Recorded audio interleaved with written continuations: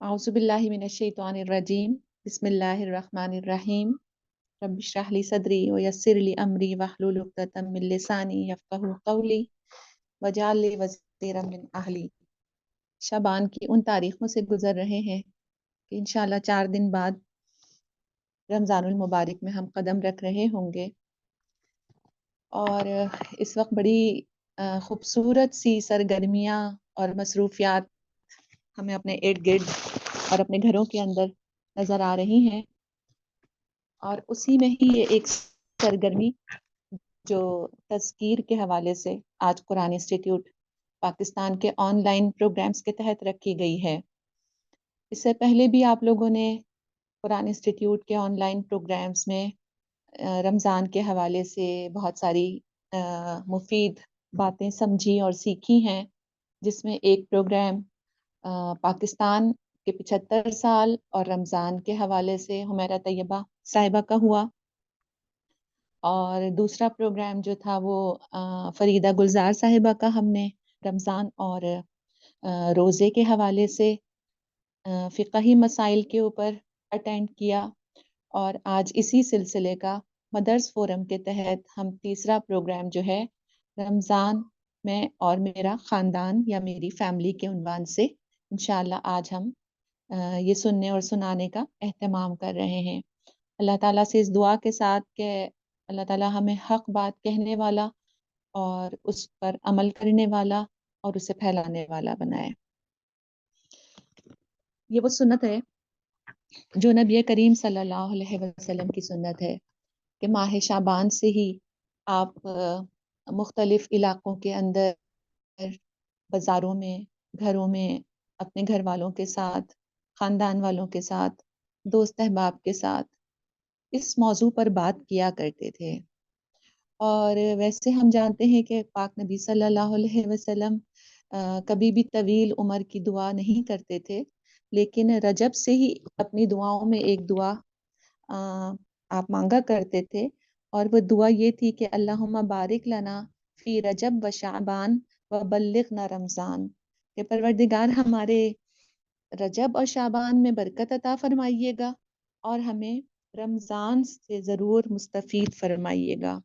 यानी ये वो माह मुबारक जिसके लिए आप खुद भी एहतमाम करते थे इबादत के लिए और अपने घर वालों को भी और दीगर साथियों और अहबाब को भी तज़कीर शुरू कर दिया करते थे।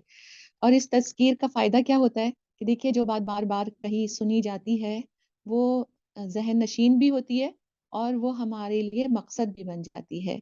तो अल्हम्दुलिल्लाह इस वक़्त मैं जिन लोगों से मुख़ातिब हूँ, मुझे उम्मीद है कि आप सब ने इस्तक़बाल रमज़ान के कई प्रोग्राम्स अटेंड किए भी होंगे और बहुत सारी जगह शायद आपने इस मौज़ू पर खुद भी प्रोग्राम किए होंगे। तो हो सकता है कोई भी नई बात आज आपको इस गुफ्तगू से ना मिले, लेकिन वो बात जो मैं खुद अपने आप को और आप सबको थोड़ा-सा उसकी याद दहानी के लिए बैठी हूँ, वो ये है कि इस वक़्त हमारे लिए एक बहुत बड़ा मसला हमारी फैमिलीज़ हैं। और वो फैमिलीज़ इस लिहाज से हैं कि जहाँ हम रमज़ान आने की बहुत खुशी महसूस कर रहे हैं और अपनी तैयारियों में लगे हुए हैं, वहाँ हमें एक खौफ भी है। और वो खौफ इस बात का है कि हम अपने पूरे ख़ानदान और घर को कैसे उस माह मुबारक की तरफ फ़ोकस करें, क्योंकि डिस्ट्रक्शन वाली चीज़ें और उनकी तवज्जो को बटाने वाली चीज़ें और वो बहुत सारी मसरूफ़ियात कहीं जो हैं वो माएँ इस परेशानी में हैं कि बच्चों के इम्तिहान भी हैं और रमज़ान आ रहा है।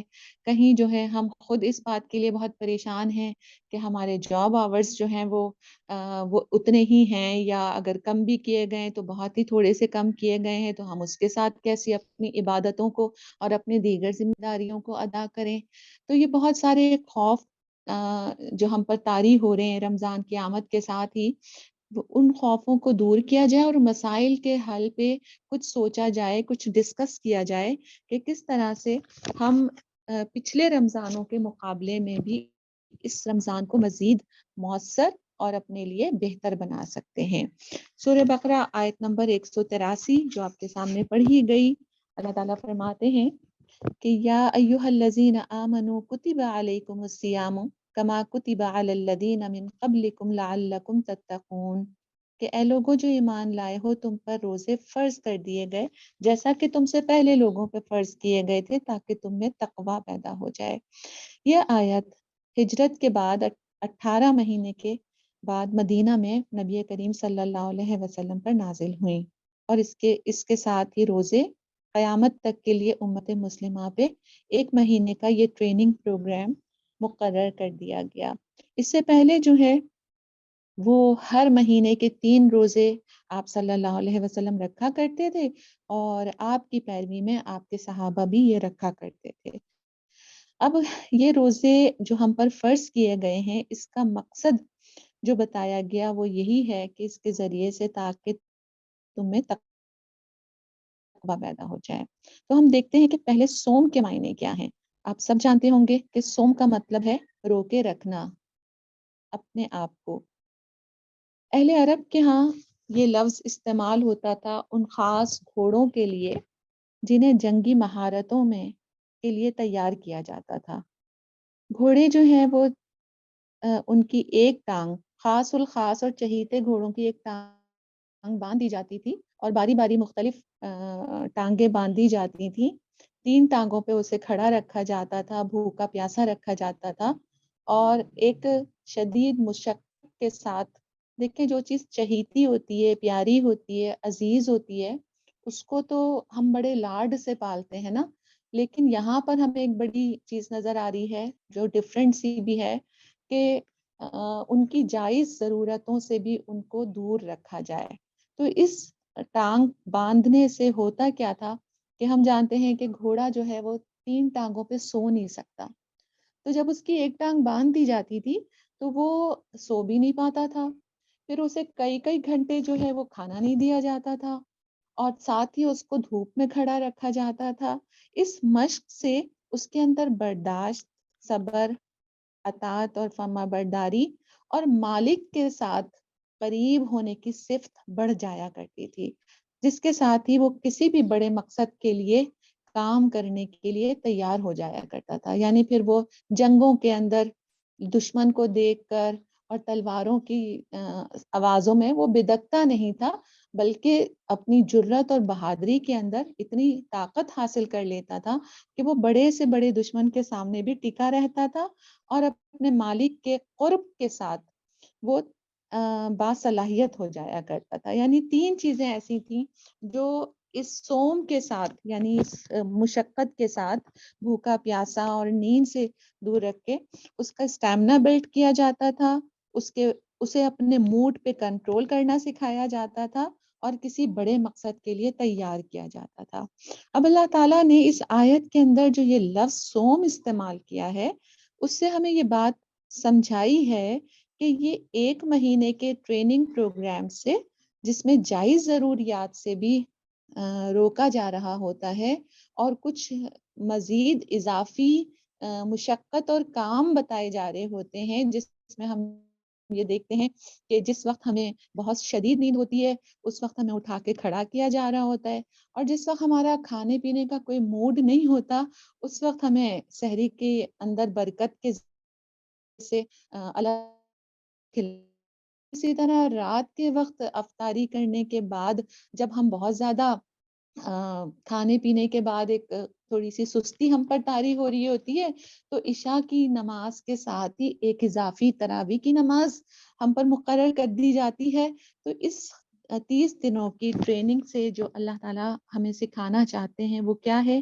لعلکم تتقون، تاکہ تم تقوی حاصل کر لو۔ اچھا، صوم کا نا ایک معنی اور بھی میں دیکھ رہی تھی کہ لغت میں عرب کے اس استعمال کے بڑے پتھر کو بھی کہا جاتا ہے جو عرب استعمال کرتے تھے کہ جس پر وہ اپنے کپڑے سکھایا کرتے تھے، یعنی وہ بڑا پتھر جس پہ کپڑے دھونے کے بعد تیز دھوپ میں ڈال دیا جاتا تھا، اور وہ پتھر جو ہے ان کپڑوں کو بالکل جراثیم سے پاک کر دیتا تھا۔ تو اب دوسرا والا جو اس کا مفہوم ہے وہ بھی ہمیں یہ بتا رہا ہے کہ روزے کی مشقت اور روزے کی آزمائش انسان کے اندر جہاں اپنے مالک کی فرما برداری اور خدا خوفی کو بڑھاتا ہے، وہیں ساتھ میں اس کے گناہوں کو بھی ان جراثیموں سے کی طرح پاک کر دیتا ہے، جیسا کہ اس پتھر کے کا نام تھا۔ یعنی وہ پچھلے جو گناہ ہوتے ہیں اور جو ہماری زندگیوں کے اندر اللہ تعالیٰ سے ڈرتے ہوئے بھی بشری کمزوریوں کے سبب کچھ نہ کچھ ہوتا ہی رہتا ہے، تو روزے کی ٹریننگ جو ہے اور رمضان سے گزرنے کے بعد گناہوں سے بخشش اور پاکی اور صفائی کا بھی ایک بڑا زبردست انتظام اس عبادت کے ساتھ رکھ دیا گیا ہے۔ اب ہم اگلے لفظ تقویٰ کو ذرا اور غور اس پر تدبر کرتے ہیں کہ تقویٰ اصل میں خدا خوفی کا نام ہے، اللہ سے ڈرنے کا نام ہے، دنیا میں گناہوں سے بچتے ہوئے زندگی گزارنے کا نام ہے، اور دراصل اس شعور اور احساس کا نام ہے جو ہمیں اللہ کی اطاعت و فرما برداری کے قریب کر دینے والا ہو۔ ایک حدیث ہے، حضرت ابو ذر جندب بن جبادہ اور حضرت ابو عبد الرحمن معاذ بن جبل سے روایت کرتے ہیں کہ نبی کریم صلی اللہ علیہ وسلم نے فرمایا کہ تقویٰ اصل میں یہ ہے کہ تم جہاں کہیں بھی ہو اللہ سے ڈرتے رہو، اور گناہ ہو جانے کے بعد نیکی، یعنی ہم تو یہ سمجھتے ہیں کہ شاید گناہ نہ ہونے کا نام تقویٰ ہے، لیکن یہ حدیث ہمیں واضح کر رہی ہے کہ انسان وہ ہیں جن سے جو اللہ سے ڈرتے بھی ہوں گے، لیکن یہ بھی عین ممکن ہے کہ ان سے گناہ ہو جاتے ہوں گے۔ تو تقویٰ کیا ہے کہ گناہ ہونے کے بعد نیکی کرو، وہ نیکی گناہ کو مٹا دے گی اور تمہیں پاک و صاف کر دے گی۔ پرہیز کرنا، بچنا اور ڈرنا، لیکن شرعی اصطلاح میں اللہ کا خیال رکھتے ہوئے اطاعت کرنا اور گناہوں سے بچنا، اللہ کو خوش کرنے والے کاموں کو کرنا اور اللہ سے کو ناراض کرنے والے کاموں کو ترک کر دینا، یعنی در حقیقت یہ تقوی لفظ جو کہ قرآن مجید میں 257 ٹائمز آیا ہے، دل کی اس کیفیت کا نام ہے جس سے بندے اور رب کا تعلق مضبوط ہوتا ہے، اور جس کی بڑی اچھی تشریح حضرت عمر سے حضرت معاذ نے جب پوچھا کہ تم جانتے ہو تقویٰ کیا ہے، تو فرمایا گیا کہ خاردار راستے سے کبھی گزرے ہو، دامن بچا کر نکلنے کا نام تقویٰ ہے۔ دراصل دنیا جو ہے وہ ایک خاردار وادی ہے، یہاں پر قدم قدم پر گناہوں کی لذت انسانوں کے سامنے آتی ہے، اور لوگوں کے حقوق کی ادائیگی بھی سامنے ذمہ داری بن کر آتی ہے۔ تو ان ادائیگیوں کو، حقوق کی ادائیگیوں کو پورا کرنا اور اپنے گناہوں کو خواہشات نفس کی طرف الجھنے سے، اس کے کانٹوں سے بچا کر گزرنے کا نام جو ہے وہ تقویٰ ہے۔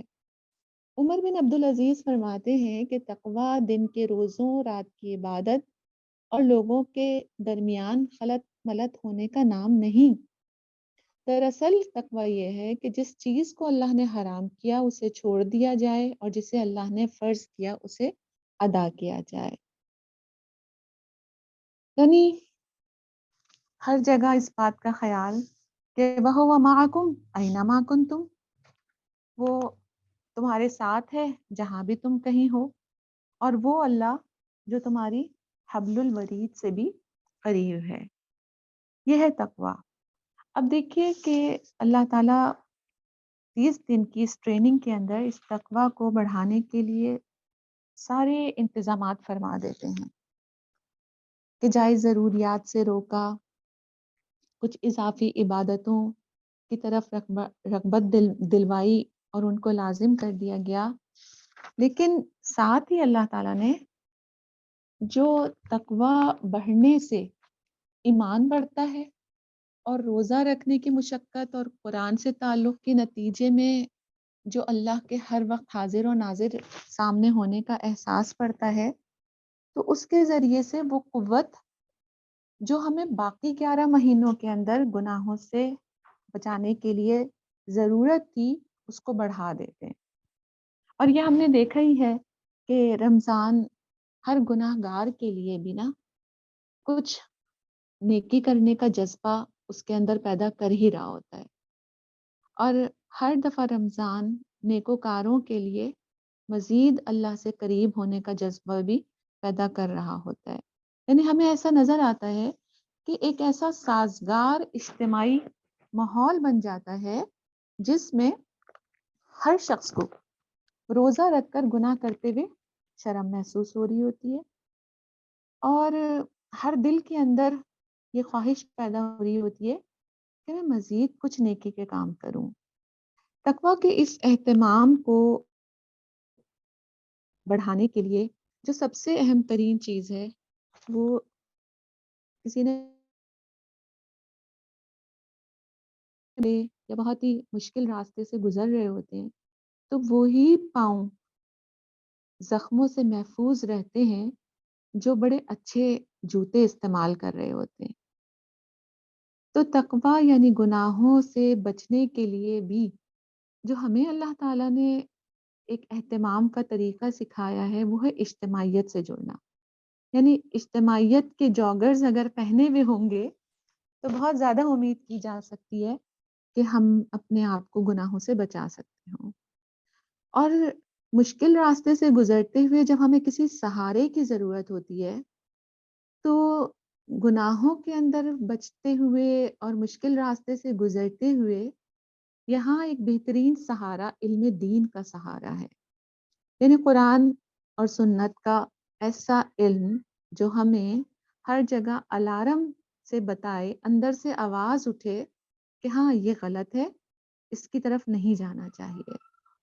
اور تیسری چیز ہے اپنے آپ کو غلط راستے سے بچانے کے لیے مختلف منتشر اور چھوٹی چھوٹی جو پگڈنڈیاں ہیں ان سے بچانا جو ہمیں صراط مستقیم سے بھٹکا دینے والی ہیں. یعنی ایسی ڈسٹریکشن سے اپنے آپ کو بچانا جو ایسی سرگرمیاں ہوں جو ہمیں فوکس نہ رہنے دیں صراط مستقیم سے. تو انشاءاللہ جب یہ تین باتوں کا ہم اہتمام کریں گے، اجتماعیت سے جڑنا، علوم دین کے لیے دوڑ بھاگ کرنا اور اپنے مقصد زندگی اور شاہراہ زندگی پر صراط مستقیم پر چلنے کے لیے اپنے آپ کو فوکس رکھنا، تو انشاءاللہ ہمارے یہ چیزیں اس مشکل ترین راستے میں ہمیں گناہوں سے بچانے میں کارآمد ثابت ہوں گی. اگلی بات یہ ہے کہ ہم تقویٰ کے ساتھ جب ہم رمضان المبارک کے اندر داخل ہو رہے ہیں تو آج ہم اس بات کو سمجھیں گے کہ ہمیں اپنے گھر والوں کو بھی اس راستے پر اپنے ساتھ لے کر چلنا ہے. تو ہمارے کچھ اہداف ہیں، کچھ آبجیکٹیوز ہیں جو کہ ہم جن کی پلاننگ کریں گے کہ ہمیں کیا کرنا ہے خاص کر اس سال کے رمضان المبارک کے لیے. پہلی بات اس میں یہ ہے کہ ہمیں اپنے آپ کو اور اپنے بچوں کو سب سے بڑھ کر آتش جہنم سے بچانے کی فکر. یعنی جتنی ہم فکریں کر رہے ہیں نا ان میں اس فکر کو ٹاپ موسٹ ہمارے سامنے ہونا چاہیے.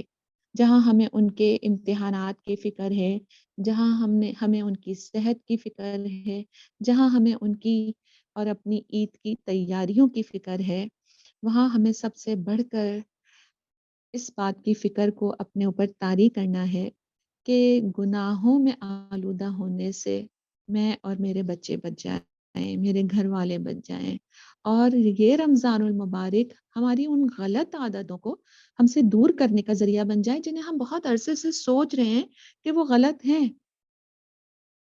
کیونکہ ہماری اولاد جو ہے وہ ہماری رعیت ہے اور ہم سے ان کے بارے میں سوال بھی کیا جائے گا. یہ سوال سب سے پہلے ہوگا کہ ہم نے ان کی تعلیم اور تربیت کے لیے کیا کیا. تیسری بات یہ ہے کہ رمضان المبارک کے اندر ہمیں اپنے بچوں میں تقویٰ اور شکر کی صفات بڑھانے کے لیے قرآن سے کیسا تعلق جوڑنا ہے. دیکھیے جب بھی ہم کوئی کام کوئی فکر کوئی چیز اپنے سامنے لے آتے ہیں نا تو ہم اس کے لیے ایک بڑی زبردست منصوبہ بندی کرتے ہیں. منصوبہ بندی کیے بغیر صرف اس کا ذکر کرتے رہنے سے وہ کام ہو نہیں جاتا. اگر ہمیں پیاس لگ رہی ہوتی ہے تو ظاہر ہے ہم اس کے لیے بھی کوئی کوشش ہی کرتے ہیں اور پانی کا انتظام کرتے ہیں، تو اس پانی کو بھی ٹائم پہ بھرنا بھی ہوتا ہے، ٹھنڈا بھی کرنا ہوتا ہے، اس کے لیے بوتلیں اور گلاس کا بھی انتظام ہوتا ہے، اور پھر ہمیں اٹھ کر فریج سے بوتل نکالنی بھی پڑتی ہے۔ یہ ساری چیزیں ہمیں اس پیاس کو بجھانے کے لیے، یعنی ایسا نہیں ہوتا کہ بس ہم نے کہا کہ مجھے پانی چاہیے اور پانی ہمارے سامنے آ جائے، بلکہ اس کے لیے پیچھے منصوبہ بندی بھی ہوتی ہے اور اس کے مطابق عمل بھی ہوتا ہے۔ تو ہمیں ایسا رمضان گزارنے کے لیے کہ جس میں ہم رمضان کا اصل مقصد اللہ سے قریب ہونا، نیکیوں میں اضافہ ہونا، گناہوں سے اور غلط عادتوں سے اپنے آپ کو بچانا، اس کے لیے جو ہمیں منصوبہ بندی کرنی ہے، اور میں چاہوں گی کہ اگر اس وقت آپ اپنے ہاتھ میں کوئی کاغذ اور قلم لے لیں تو وہ بہت فائدہ مند رہے گا، کیونکہ ہم جو چیزیں سنتے ہیں وہ کافی حد تک ہمارے ذہن سے نکل بھی جاتی ہیں۔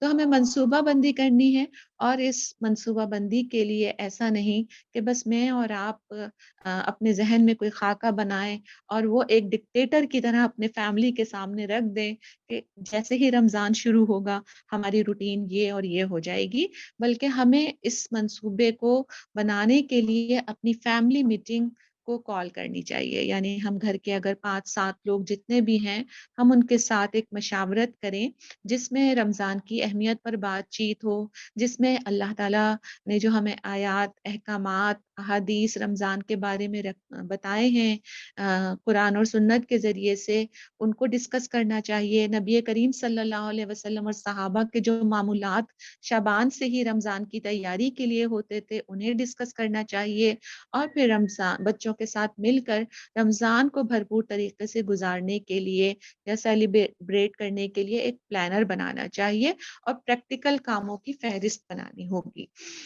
اس میں جو چیز مجھے لگتا ہے کہ ہم سب سے پہلے اس کا ماحول کیسے بنائے نا، ماحول بنانے کے لیے بڑی اچھی بات ہے، جیسے ہم اپنی روزمرہ کی روٹین کے اندر کوئی بہت ہی ہمارے لیے کوئی اسپیشل مہمان آنے لگتا ہے تو ہم اٹھتے بیٹھتے اس کا ذکر کر رہے ہوتے ہیں۔ مثال کے طور پر اگر ہمارے بھائی آ رہے ہیں اور ہمارے بچے جو ہیں وہ بڑے عرصے بعد اپنے ماموں کو ملاقات کرنے لگیں گے، تو ہم کھانے میں اور بچوں کو اسکول بھیجتے ہوئے تیاری کرواتے ہوئے بار بار ذکر کر رہے ہوتے ہیں کہ بھئی ماموں کے آنے میں اتنے سے دن رہ گئے ہیں، اور دیکھو تمہارے ماموں کو یہ باتیں پسند ہیں، ان کے سامنے یہ کرنا، اور یہ باتیں ان کو ناپسند ہیں تو یہ تم نہ کرنا، تاکہ اس کے ذریعے سے وہ جب ہمارے پاس رہ کر جائیں تو وہ بہت خوش ہوں۔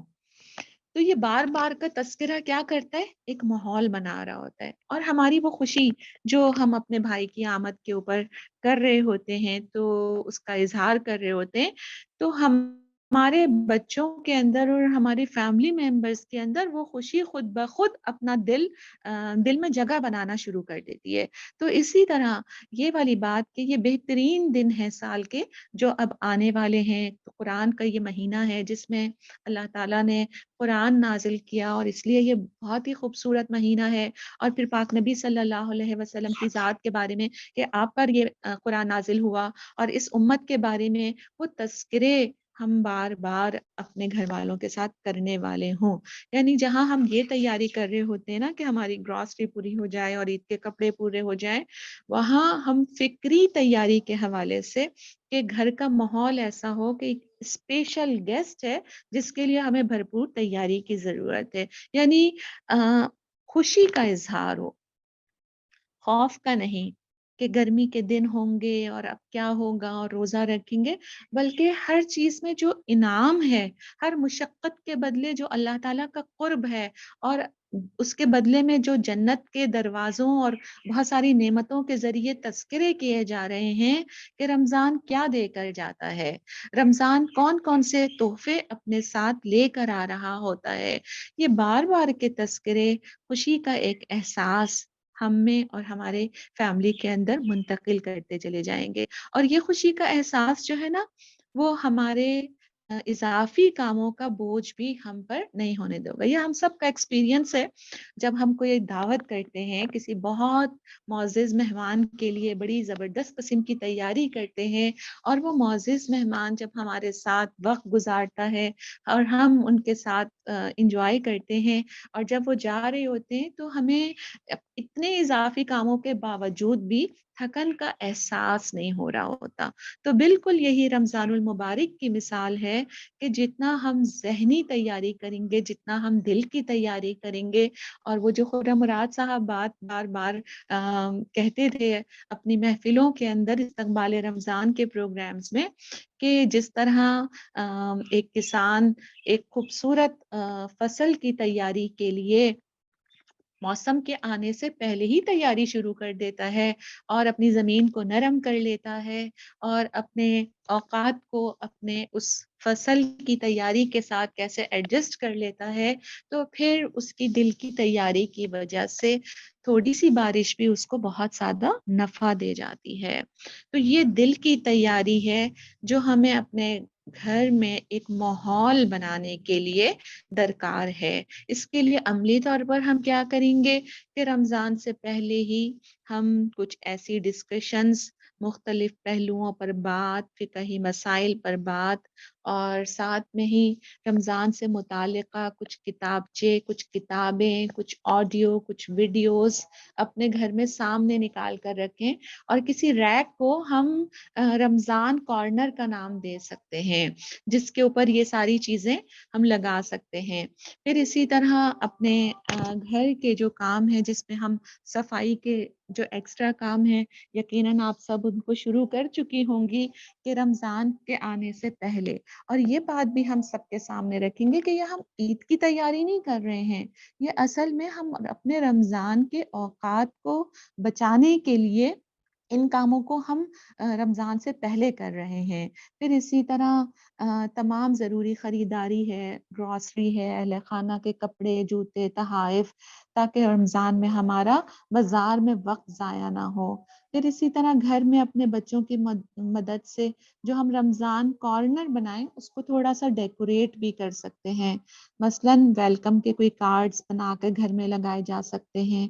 इस एक्टिविटी में बच्चों को हम कुछ अहदाफ भी दे सकते हैं कि जिसमें वो रमज़ान से मुतालिक आयात और अहादीस अच्छी सी खुशख़ती के साथ कैलीग्राफी में करके अपनी-अपनी उम्र के मुताबिक घर में वो मुख्तलिफ जगहों पे उन्हें आवेज़ा किया जा सकता है, या उस कॉर्नर पे जो हमने रमज़ान के लिए मख़सूस किया है, कुछ सॉफ्ट बोर्ड्स इस काम के लिए इस्तेमाल किए जा सकते हैं, मुख्तलिफ अस्कार जो है वो लिखे जा सकते हैं।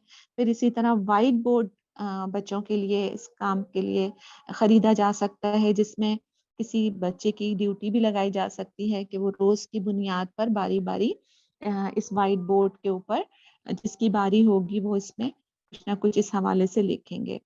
फिर अगली चीज़ जो है वो टाइम टेबल के हवाले से है। यानी सिर्फ़ ऐसा ना हो कि सोने और जागने के ही औकात बदलेंगे, बल्कि उस तक़वा को परवान चढ़ाने के लिए हम एक रमज़ान टाइम टेबल ऐसा बनाएँ जिसमें बच्चे भी ये समझें कि ये वो चीज़ है जिसमें हमें अपने उन तमाम घर की रूटीन को फ़ॉलो करना होगा। मसलन जिसमें सबसे अहम बात मुझे ये लगती है कि नमाज़ हम सब पढ़ ही रहे होते हैं, बच्चे भी पढ़ रहे होते हैं, हमारे शौहर भी पढ़ रहे होते हैं। लेकिन अब इन दिनों के अंदर हमारी फ़र्ज़ नमाज़ की जो क्वालिटी है, उसको इम्प्रूव करना होगा, और उसके लिए हम मुख्तलिफ़ चीज़ें तय कर सकते हैं कि अ, अज़ान होने के बाद अव्वल वक़्त में नमाज़ पढ़ने की कोशिश की जाएगी, और लड़के और मर्द जो हैं वो बाजमात नमाज की अदायगी की ही कोशिश करेंगे, ख़ासकर फ़जर की, इशा की और असर की। यानी नमाज़े बाजमात तो पाँचों टाइम ही होगी, लेकिन ये औक़ात अमूमन ऐसे हैं कि जिसमें थोड़ा-सा नींद की वजह से हम सोच रहे होते हैं कि चलें बाजमात के बजाय मर्द कहते हैं घर पे ही अदा कर लिया जाए, ताकि नींद के औक़ात पूरे हो जाएँ। तो इन बातों की ताकीद के ये वो ज़माना है जिसमें फ़र्ज़ जो है वो 70 गुना अजर और सवाब का बाइस बन जाता है। तो फिर क्यों ना हम एक اتنی زبردست سیل سے فائدہ حاصل کرنے والے ہوں، اور پھر فرائض کی ادائیگی میں جو عموماً چیز ہمیں لگتی ہے کہ ہم عام طور پر یہ سوچتے ہیں کہ فلانا کام پورا ہو جائے گا تو پھر ہم ضرور کر لیں گے اور پھر پڑھ لیں گے، لیکن وہ 10-15 منٹ کر کے ہم عموماً بالکل آخری وقت کے اندر جا رہے ہوتے ہیں۔ تو رمضان کا کے اندر فرض نماز پہ ہماری خاص یہ توجہ ہوگی انشاءاللہ کہ ہم اول وقت میں ادائیگی کی فکر کریں گے تمام نمازیں۔ پھر اسی طرح نوافل کے حوالے سے اور تہجد کے حوالے سے جو ہمیں اہتمام کرنا ہے کہ جب اللہ تعالیٰ نے ہمیں سحری کے وقت میں اٹھا کر کھڑا کر ہی دیا ہے تو تمام اہل خانہ اس بات کے اوپر توجہ دیں گے کہ یہ وقت بہت ہی قیمتی وقت ہے۔ اللہ نے صرف کھانے کے لیے نہیں اٹھایا، یہ تو وہ وقت ہے نا کہ جب اللہ تعالیٰ خود آسمان دنیا پہ تشریف لے آتے ہیں اور پھر کہتے ہیں کہ میرے بندو، تم میں سے کون ہے جو توبہ کرتا ہے کہ میں اسے معاف کر دوں؟ تم میں سے کون ہے جو اپنی حاجت مجھ سے طلب کرتا ہے تاکہ میں اس کی حاجت کو پورا کر دوں؟ تو یہ وہ وقت ہے جب اللہ نے اٹھا ہی دیا، اور عام دنوں میں اٹھنا مشکل تھا تو اب تو اٹھے ہوئے ہیں۔ کچھ نوافل ہم ضرور اپنے لیے طے کریں گے، ہر ایک اپنی عمر اور اپنی استطاعت کے مطابق، لیکن نوافل سے بھی زیادہ اہم بات یہ ہے کہ اپنے رب سے دعائیں کریں گے۔ وہ ساری ضروریات جن کے ہم محتاج ہیں اور وہ ساری فکرات جو ہمیں سونے نہیں دیتی ہیں، اللہ سے یہ قربت کا وقت ہے، جتنا بھی وقت ہوگا ہم سجدے میں ضرور جائیں گے، اور سجدے کیے بغیر ہم سحری پر آئیں گے نہیں، چاہے 2 سجدے ہی ہوں، چاہے 2 رکعتیں ہی ہوں، چاہے 8 منٹ ہی ہوں ہمارے پاس، لیکن یہ ہم اہتمام رمضان کے روٹین میں سر فہرست رکھیں گے کہ اس وقت میں تمام اہل خانہ اٹھ کر ضرور نوافل ادا کر لیں۔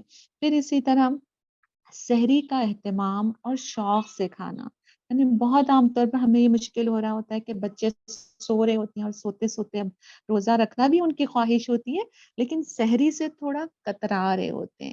تو سحری کے بارے میں اچھی خوشخبریاں بتانا، اور یہ چیز کہ سحری کرنے والوں کے لیے فرشتے دعائیں کر رہے ہوتے ہیں، اور سحری ہم عام طور پر بس یہی کہتے ہیں نا کہ اچھا زیادہ کھاؤ گے تو روزہ رکھنے کی اجازت ملے گی، نہیں، انہیں یہ بنا کہ سحری کرنے والوں کے لیے اللہ تعالیٰ فخر سے اپنے فرشتوں کو متوجہ رہے ہوتے ہیں، اور سحری کھانے سے کتنا ثواب ہوتا ہے، کتنی برکت ہوتی ہے۔ پھر اس سحری کے اندر اچھی اور ہیلدی فوڈز کی طرف متوجہ رکھنا، جس میں خاص طور پر اچھے پروٹینز ہیں، دہی ہے، کھجوریں ہیں، اور اسی طرح جو بھی اچھی غذا گھر کا کھانا، اس کی طرف ان کو متوجہ رکھنا۔ پھر نماز فجر کی ادائیگی کے لیے باجماعت کی کوشش، اور پھر گھر میں اگر بچیاں ہیں تو انہیں اپنے ساتھ نماز کے لیے کھڑا کرنا، اور صبح کے اذکار اور تلاوت کی عادت ڈلوانا۔ پھر اسی طرح تھوڑی دیر آرام کرنے کے بعد اشراق اور چاشت کے نوافل، پھر ظہر سے قبل اگر ہم دورہ قرآن میں شرکت کر رہی ہیں تو بچیوں کو اپنے ساتھ لے کے جانا، یا اگر بچے اسکول سے جانے والے ہیں تو ہم ان کے لیے آگے بھی پھر مزید آپ کو اپنے کورسز کا انٹروڈکشن دیں گے۔ اپنی سہولت کے اعتبار سے گھر میں کسی ایک وقت کا تعین کرنا جس میں ہم قرآن مل کر پڑھیں اور سمجھنے کی کوشش کریں۔ یہ وقت کوئی بھی ہو سکتا ہے، افطار سے قبل کا بھی ہو سکتا ہے، سحری کے بعد سے لے کر اشراق تک کا بھی ہو سکتا ہے، لیکن یہ 30-40 منٹ کا ایک وقت رمضان میں اجتماعی طور پر قرآن سمجھنے کے لیے بہت ہی مفید ایک کام ہے، جو ہم جب کرنے والے بن جاتے ہیں تو اس کا فائدے ہمیں بہت زیادہ نظر آ رہے ہوتے ہیں۔ اور اس کے لیے میں ضرور آپ کو انٹروڈکشن دوں گی، ایک کتاب جو کہ قرآن انسٹیٹیوٹ نے ہی پبلش کی ہے، اجتماع اہل خانہ اور رمضان کے عنوان سے۔ اگر آپ لوگوں کو یہ میسر ہو تو اس میں 30 دنوں کا پورا ایک نصاب ہے، جو اس گھر والوں کے ساتھ میٹنگ کے لیے، اجتماع کے لیے پورا ایک نصاب دیا ہوا ہے، جس میں روز کی بنیاد پر ایک آیت ایک حدیث ایک دعا کے عنوان سے وہ پورا 30 دن کا شیڈیول بنا ہوا ہے، اور انشاءاللہ یہ آپ لوگوں کو بآسانی دستیاب ہوگی۔ اس کے ایڈریسز جو ہیں وہ آپ کو دے دیے جائیں گے، یا یہ کہ آپ اپنی سہولت سے بھی کوئی نصاب خود بھی بنا سکتی ہیں۔ پھر اسی طرح مطالعے کا وقت ہمارے ضرور ہونا چاہیے ایکٹیویٹیز میں شامل، افطار سے قبل اذکار اور دعاؤں کا اہتمام، اور نماز تراویح۔ قرآن جس کی جو ہے ہی رمضان کی ساری برکتیں ہیں ہی قرآن کی وجہ سے، اور اس مہینے کا جو اصل حاصل ہے وہ قرآن سننا، پڑھنا، سیکھنا اور عمل کرنے کی استعداد پیدا کرنا۔ ابھی تک ہم زیادہ تر اپنے ہندوستان پاکستان میں اسی بات کو دیکھتے تھے کہ رمضان المبارک کے اندر بالعموم قرآن پڑھنے کا رواج تو ہمیں بہت نظر آتا تھا، لیکن زیادہ تر اس طرف توجہ ہوتی تھی کہ ناظرہ پڑھ لیا جائے، اور اس ناظرے کے لیے باقاعدہ گھروں کے اندر ایک مقابلے کی فضا بھی ہمیں نظر آتی تھی کہ کس نے کتنے قرآن جو ہیں وہ مکمل کر لیے۔ یہ بہت اچھی بات ہے، اور ناظرہ قرآن جو ہے وہ واقعتاً بہت زیادہ اس کی ضرورت ہے کہ ہم اس کو دوبارہ اپنے معاشرے کے اندر رائج کریں۔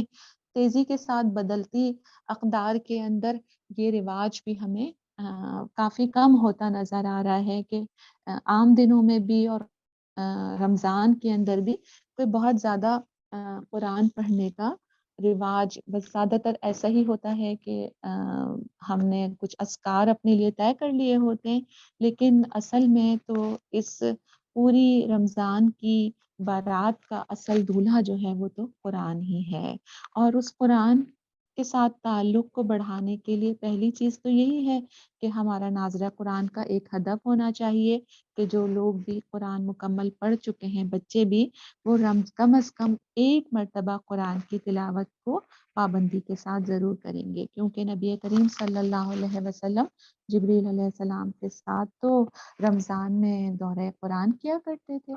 جن بچوں کا ناظرہ نہیں مکمل ہوا انہیں اس مہینے میں زیادہ سبق پڑھنے کے لیے آمادہ کیا جائے گا، اور پھر ساتھ ہی کچھ حفظ کا نصاب بھی ہم طے کریں گے کہ سب مل کر قرآن کا کون سا حصہ حفظ کریں۔ آپ صلی اللہ علیہ وسلم نے فرمایا نا کہ جس دل کے اندر 40 آیات بھی نہیں ہے نا قرآن کی، وہ تو غافل کا دل ہے۔ تو کہیں ایسا تو نہیں کہ بچپن سے جو ہم چھوٹی چاروں کل اور چھوٹی صورتیں یاد کیے ہوئے ہیں بس وہی ہیں ہمارے دل میں، تو ہم بآسانی رمضان کے اندر مزید حفظ کو بڑھانے کا کچھ پلان بنا سکتے ہیں۔ چھوٹے بچوں کے لیے جیسے آخری پارے کو رکھا جا سکتا ہے، اور جو ذرا سے بڑے بچے ہوں ان کے لیے صورتیں حفظ کرنے کا، کوئی بڑی صورتیں حفظ کرنے کا پلان کیا جا سکتا ہے، اور جب اپنے اپنے وہ اہداف پورے کر لیتے ہیں تو انہیں خاص طور پر ریوارڈ ضرور دیا جائے۔ فہم قرآن کے حوالے سے میں آپ سے یہ کہنا چاہ رہی تھی کہ جہاں ہم ناظرہ قرآن کے لیے اپنے اور اپنے بچوں کے درمیان ایک مقابلہ کر رہے ہوتے ہیں، وہاں ہمیں فہم القرآن کی طرف توجہ کرنے کی بہت زیادہ ضرورت ہے، اس لیے کہ قرآن تو آیا ہی سمجھنے کے لیے ہے اور عمل کی تبدیلی کے لیے ہے۔ تو اب ہم چھوٹے بچوں کے ساتھ کیسے فہم القرآن کر سکتے ہیں؟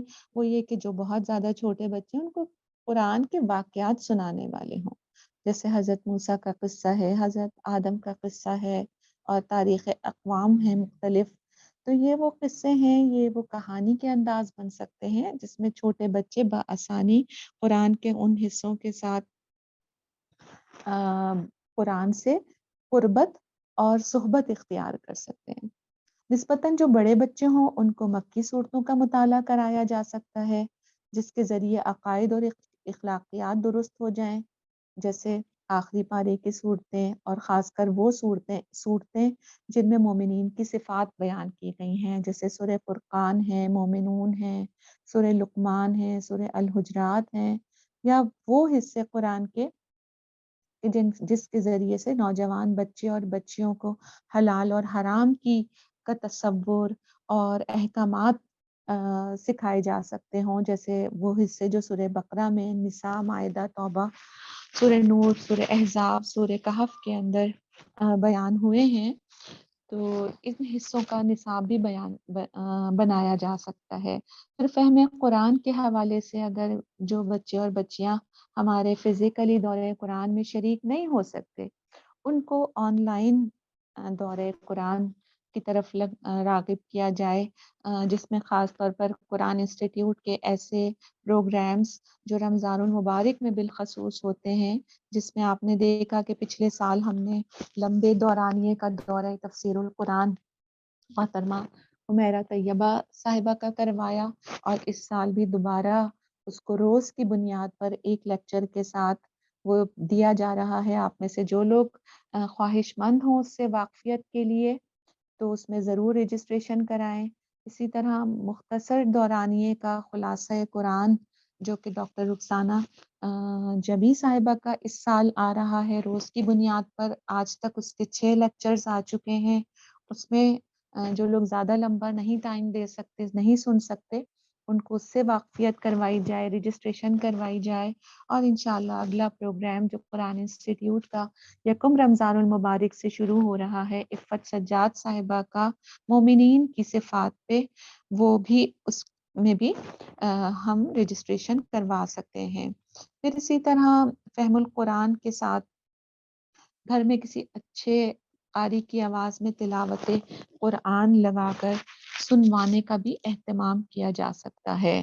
یعنی یہ مہینہ وہ ہے نا کہ جب ہر وقت قرآن کے ساتھ کی کوئی ایکٹیویٹی ہمیں سوچنی ہے کہ وہ مستقل وہ ایک ماحول بنے جس سے تلاوت قرآن سے ہماری دلوں کی نرمی کا جو ذریعہ بن جائے۔ اسماء الحسنہ یاد کرنا، سننا، سنوانا، لگانا، مسنون اذکار۔ اگلی چیز ہے قرآن کے ساتھ روزے کی کا اہتمام۔ ظاہر ہے جو ہمارے گھر کے بالغ بچے ہوں گے وہ تو روزہ رکھیں گے ہی، چاہے امتحانات ہوں، چاہے موسم کی سختی ہو۔ یہ والی باتیں ہم ابتدا سے اپنے بچوں کے سامنے رکھیں کہ روزہ ایک ایسی فرض عبادت ہے جسے ان باتوں کی وجہ سے چھوڑا نہیں جا سکتا۔ یعنی جہاں مائیں خود اس بات کو کہہ رہی ہوتی ہے نا کہ بچی بہت کمزور ہے، یا بہت سخت دن ہے، یا موسم کی شدت ہے، یا امتحانات کا زور ہے، تو یہ ابتدا سے ہی نا بچوں کی عادت ایک ڈیولپ ہو جاتی ہے کہ معمولی معمولی باتوں پہ ہی پھر وہ بڑے ہو کر بھی روزے کی اہمیت سے روزے کی فرضیت سے واقف بھی نہیں ہو پاتے، اور ان کو اس مشقت سے ہی ڈر لگنے لگتا ہے۔ تو ہم بچوں کے سامنے ایسی باتوں سے اور ایسے تذکروں سے اپنے آپ کو روکیں، اور ہمت دلانے والے ہوں، اور انہیں یہ بتانے والے ہوں کہ اللہ کے لیے جب انسان کوئی مشقت برداشت کرتا ہے تو اللہ کی مدد اس کے ساتھ آ جاتی ہے، اور وہ روحانی جو طاقت ہوتی ہے وہ ہماری جسمانی طاقت کے اوپر قابو پا لیتی ہے۔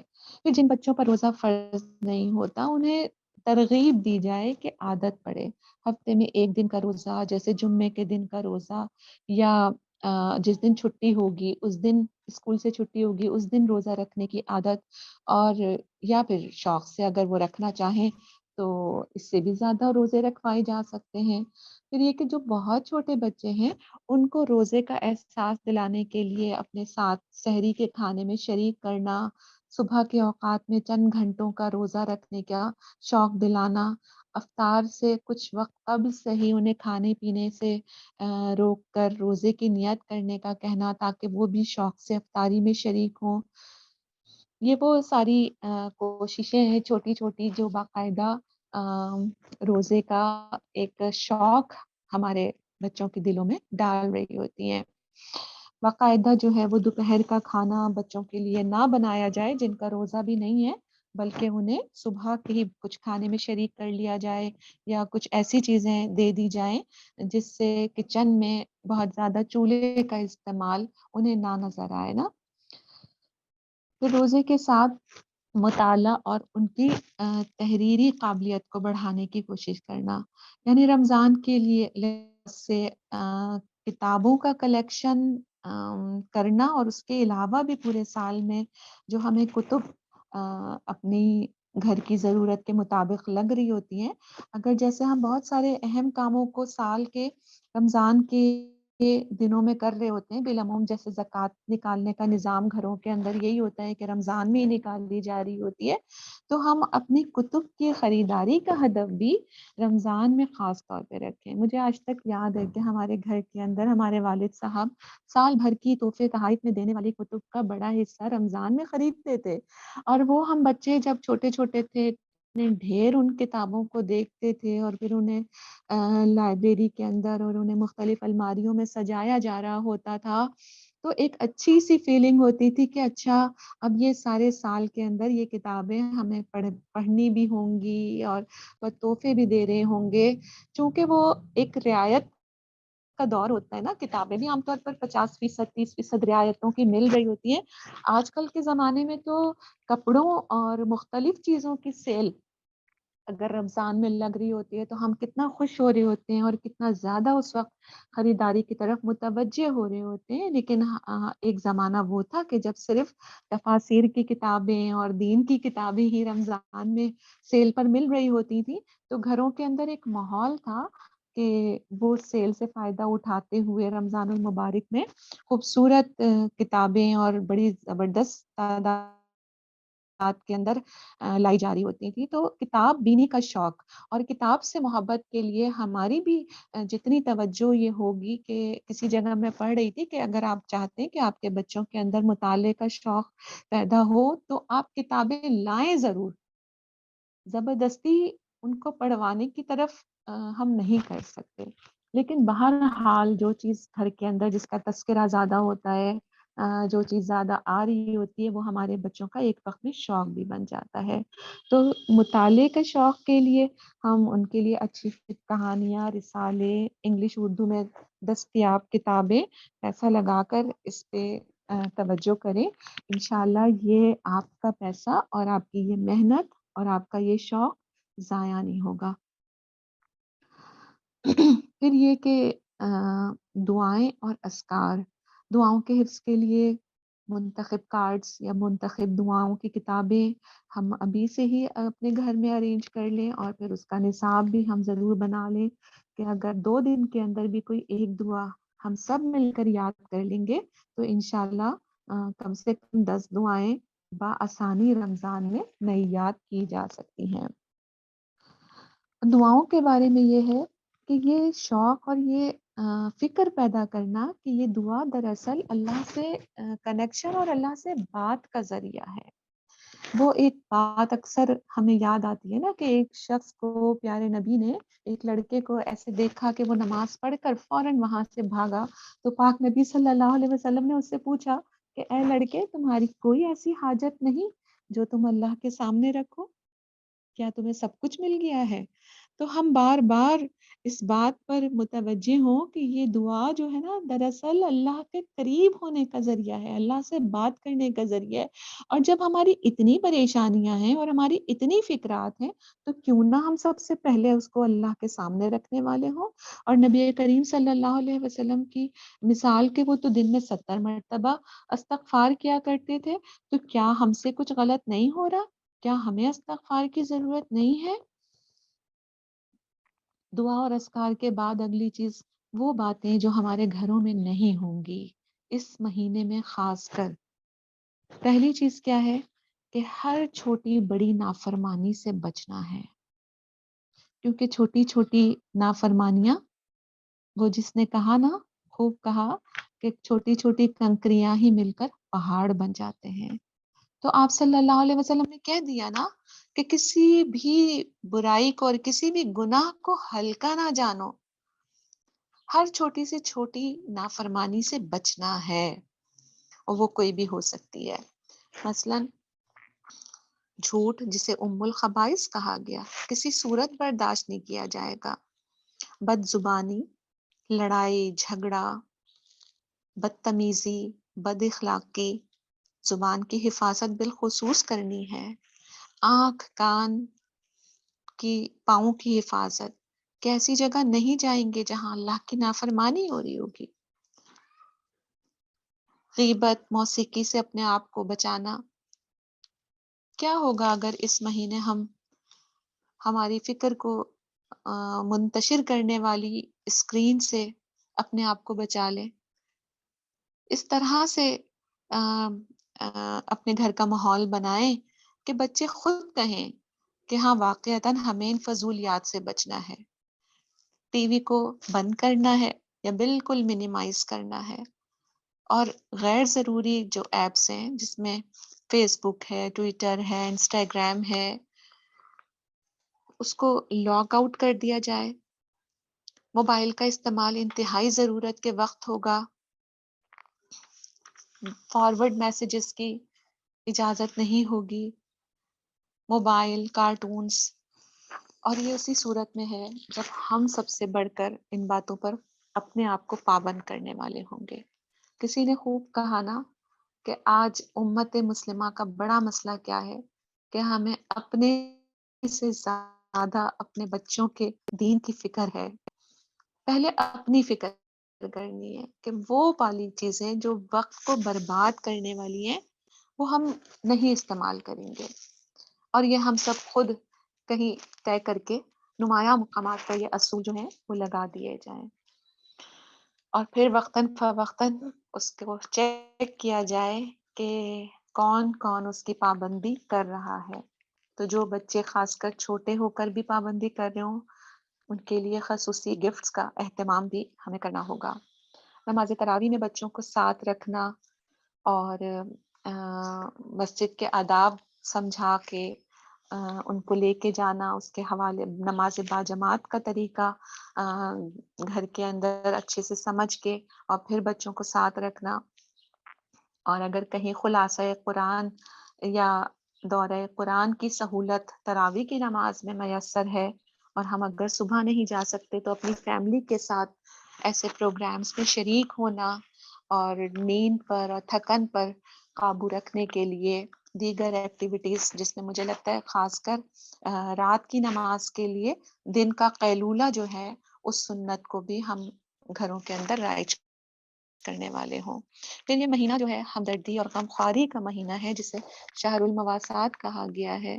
اپنے خاندان، پڑوس اور دیگر مستحقین کے لیے خدمت کے کاموں میں شریک ہونا، رمضان گفٹس اور عید گفٹس تیار کرنا اور ان بچوں کے ذریعے سے خاندان میں، محلے میں تقسیم کروانا، اپنی پسندیدہ چیزوں کو اللہ کے راستے میں دینے کی ترغیب اور گھر کے اندر ایک صدقہ باکس بنا لینا جس میں جب ہمیں لگے کہ کچھ ہم سے کوئی غلط بات ہو گئی ہے تو تمام گھر والوں کو اس بات کا احساس ہو کہ اگر کوئی کمزوری ہو گئی تو ضرور پھر اس میں کفارے کا اور صدقہ جو ہے وہ اس میں ڈال دیا جائے گا. یا روز کی بنیاد پر ہی چاہے 10 روپے ہی ہوں لیکن ہم سب طے کریں کہ اس باکس کے اندر روزانہ کی بنیاد پر کچھ ڈالا جائے گا اور رمضان کے آخر میں وہ پھر اس میں سے کسی ضرورت مند کی ضرورت کو پورا کر دیا جائے. اپنے گھر والوں کے لیے ہمدردی، محبت اور خوش اخلاقی کا نمونہ بننے والے ہوں تاکہ وہ ہماری ذات سے یہ سیکھیں کہ یہ وہ مہینہ ہے جو دوسروں کے احساس کا مہینہ ہے. ہمیں خود نظر آئے کہ ہمارے اندر یہ تبدیلی آ رہی ہو کہ ہم جب سحری اور افطاری بطور اہل خانہ گھریلو ذمہ داریوں کو ادا کر رہے ہوں تو ہم خوشی خوشی کرنے والے ہوں کہ اگر مجھے گھر والوں کے لیے کھڑے ہو کر سحری میں اتنا وقت پہلے اٹھ کے روٹی بنانی ہے، چولہے پہ چیزیں تیار کرنی ہے تو میں کبھی اس کا بوجھ، اس کی ناگواری اپنے گھر والوں کے سامنے شو نہ کروں، بلکہ اس بات کا احساس کہ مجھے اتنے لوگوں کا کھانا کھلانے کا اجر و ثواب مل رہا ہے. اور پھر یہی جذبہ ہمارے بچوں میں ہمارے دیکھا دیکھی پروان چڑھے کہ اگر آپ دسترخوان کے اوپر بیٹھ کر صرف ایک پلیٹ ہی ادھر سے ادھر ایک دوسرے کو پیش کر دیتے ہیں، کھانے کی ڈش اٹھا کر دے دیتے ہیں، تو یہ بھی تو روزہ کھلوانے کا ثواب ہو سکتا ہے۔ یا بچے اور گھر والے اپنے والدہ کا اور اپنی بہن کا ہاتھ بٹانے کے لیے کچن کے اندر آ رہے ہوں، دسترخوان پہ چیزیں پہنچائی جا رہی ہوں، کوئی چائے بنا رہا ہو اور کوئی اگر شربت بنا رہا ہو، تو اس ماحول کو پروان چڑھانے کے لیے کیا ہوگا کہ جس نے بھی کوئی گھر والوں کے لیے مدد فراہم کری، وہ ایسا ہی ہے جیسے اس نے ایک غلام کو آزاد کیا۔ آخری چیزوں میں لیلۃ القدر کی تلاش ہے، اور اس میں یہی بات کہوں گی کہ پوری رات صرف کھڑے ہو کر نوافل پڑھنے کا نام لیلۃ القدر کی تلاش نہیں ہے، بلکہ جتنی بھی عبادت کی جائے جس میں فرائض کی ادائیگی اچھے طریقے سے، یعنی نماز عشاء، نماز تراویح اور فجر کی نماز، اور بیچ میں جو وقت ہمیں کچھ عبادت کا مل جائے جو ہم دعاؤں میں اور اللہ سے تعلق میں اور قرآن کے پڑھنے میں گزار لیں، تو یہ کافی ہے۔ لیکن اس چیز کو اتنا بوجھ نہ بنایا جائے کہ فرض جو ہے وہ ہلکا ہو جائے اور نفل جو ہے وہ اس کا مقام لے لے۔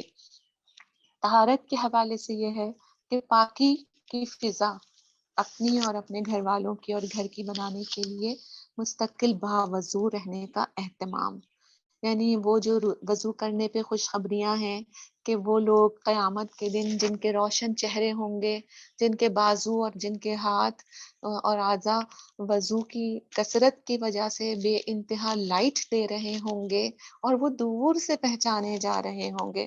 تو رمضان کے اندر ایک مسنون عادت وضو کی، مسواک کی اور غسل کی، لباس اور ارد گرد کی صفائی کی اگر ہم بنا لیتے ہیں تو انشاءاللہ تعالی ہماری فکری اور دل کی پاکیزگی کے اوپر بھی اس طہارت سے ضرور اثر پڑے گا انشاءاللہ تعالی۔ یہ وہ چند باتیں ہیں جو مجھے لگا تھا کہ اگر ہم اپنے سامنے، اپنی فیملی کے سامنے ایک پلانر کے ساتھ اور ایک مشورے کے ساتھ رکھیں گے تو انشاءاللہ یہ رمضان جو ہے وہ ہمارے گھروں کے ماحول کو بہتر بنانے کے لیے بہت فائدہ مند ہوگا۔ لیکن ان ساری ہی باتوں میں جو سب سے اہم بات ہے وہ یہ کہ ہم ایک ایسا سخت ماحول رمضان کے آنے پہ نہ بنا لیں کہ جس سے بچے ڈرنا شروع ہو جائیں اور جنہیں لگے کہ شاید اب بالکل ہمارا جو ہے گیمز اور ہماری ساری ایکٹیویٹیز بند ہو جائیں گی اور ہر وقت ہمیں جانماز پر بیٹھنا ہوگا اور ہر وقت ہمیں قرآن جو ہے وہ پڑھتے ہوئے نظر آنا ہوگا، ورنہ ہماری والدہ کا جو غصہ ہے وہ بہت بڑھ جائے گا۔ تو دیکھیے کہ اللہ تعالیٰ نے ہمارے بچوں سے وہی ڈیمانڈز کی ہیں جو ان کے عمر کا تقاضا ہے۔ تو ہم ضرور تقویٰ، قرآن کی صحبت، نمازوں کی پابندی، ان ساری چیزوں کی طرف تاکید کرنے والے ہوں گے، لیکن اس کا مطلب یہ نہیں ہوگا کہ وہ بالکل ایک ایسی ٹائٹ روٹین کے اندر آ جائیں کہ جس میں ان کی جو جسم کے جائز مطالبات ہیں ان پر بھی ہم بریکس لگا دیں۔ تو اللہ کرے کہ ہمیں وہ حکمت سمجھ میں آئے اور وہ ہم اللہ کی محبت، قرآن کی محبت، دین کی محبت، مسجد کی محبت اپنے اندر اور اپنے بچوں کے اندر پیدا کرنے والے ہوں، جس میں وہ خوشی خوشی ان تمام عبادات کی طرف دل کے رغبت کے ساتھ داخل ہونے والے ہوں۔ اللہ کرے کہ ہم سب کے لیے یہ گفتگو مفید ہو، اور اب بس جو ہے وہ اگلا جو آپ کا پروگرام کا حصہ ہے جو کہ مختلف کورسز کی اختتامی تقریب ہے، اس کے لیے آپ سے ہماری باقی ساتھی جو ہیں وہ بات کریں گی۔ مجھے اجازت دیجیے، اپنی دعاؤں میں یاد رکھیے گا۔ سبحانک اللہم و بحمدک، نشہد ان لا الہ الا انت، نستغفرک و نتوب الیک۔ السلام علیکم و رحمۃ اللہ۔ جزاک اللہ۔ راحیلہ باجی نے ہمارے سامنے بہت اہم اور اچھے نکات رکھے۔ اللہ تعالیٰ سے دعا ہے کہ ہم اس مبارک مہینے میں خود اپنے اندر اور اپنی اولاد کے اندر تقویٰ کی جو صفت ہے اس کو پروان چڑھا سکیں۔ اب میں دعوت دینا چاہوں گی قرآن انسٹیٹیوٹ پاکستان کی نگران، آن لائن کورسز کی نگران حریم فارس کو، جو ہمیں اس انسٹیٹیوٹ کے آن لائن کورسز کے بارے میں بتائیں گے۔ إن الحمد لله نحمده ونستعين ونستغفره ونعوذ بالله من شرور أنفسنا وسيئات أعمالنا بسم اللہ الرحمن الرحیم. تمام سامعین کو السلام علیکم ورحمۃ اللہ وبرکاتہ. بات شروع کرنے سے پہلے آج میں چاہوں گی کہ میں آپ کے سامنے اپنا تعارف رکھوں. میرا نام آپ سب جان چکے ہیں. بتانا ضروری یہ بات تھی کہ میں بھی قرآن انسٹیٹیوٹ ہی کی طالبہ ہوں. جو بھی سیکھا میں نے اسی ادارے سے سیکھا. اسی لیے آج اللہ کے بعد میں اس ادارے کی بہت شکر گزار ہوں کہ ہماری ہدایات کے لیے ذمہ داران اتنی صحیح کرتے ہیں. میں اس بات پر بھی قرآن انسٹیٹیوٹ پاکستان کی بہت شکر گزار ہوں کہ انہوں نے مجھے اس ذمہ داری کے لائق سمجھا.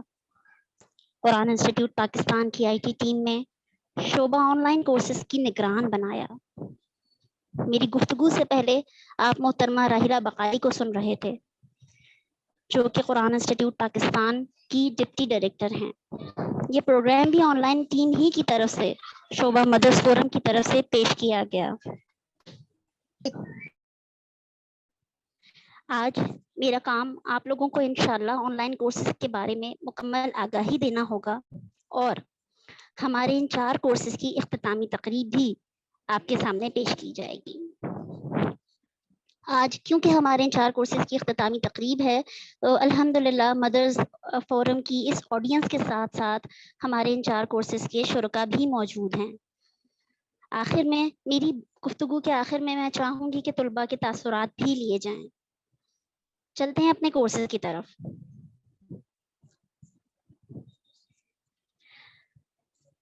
آج جن 4 کورسز کی اختتامی تقریب ہے وہ چاروں کورسز تجوید کے کورسز ہیں.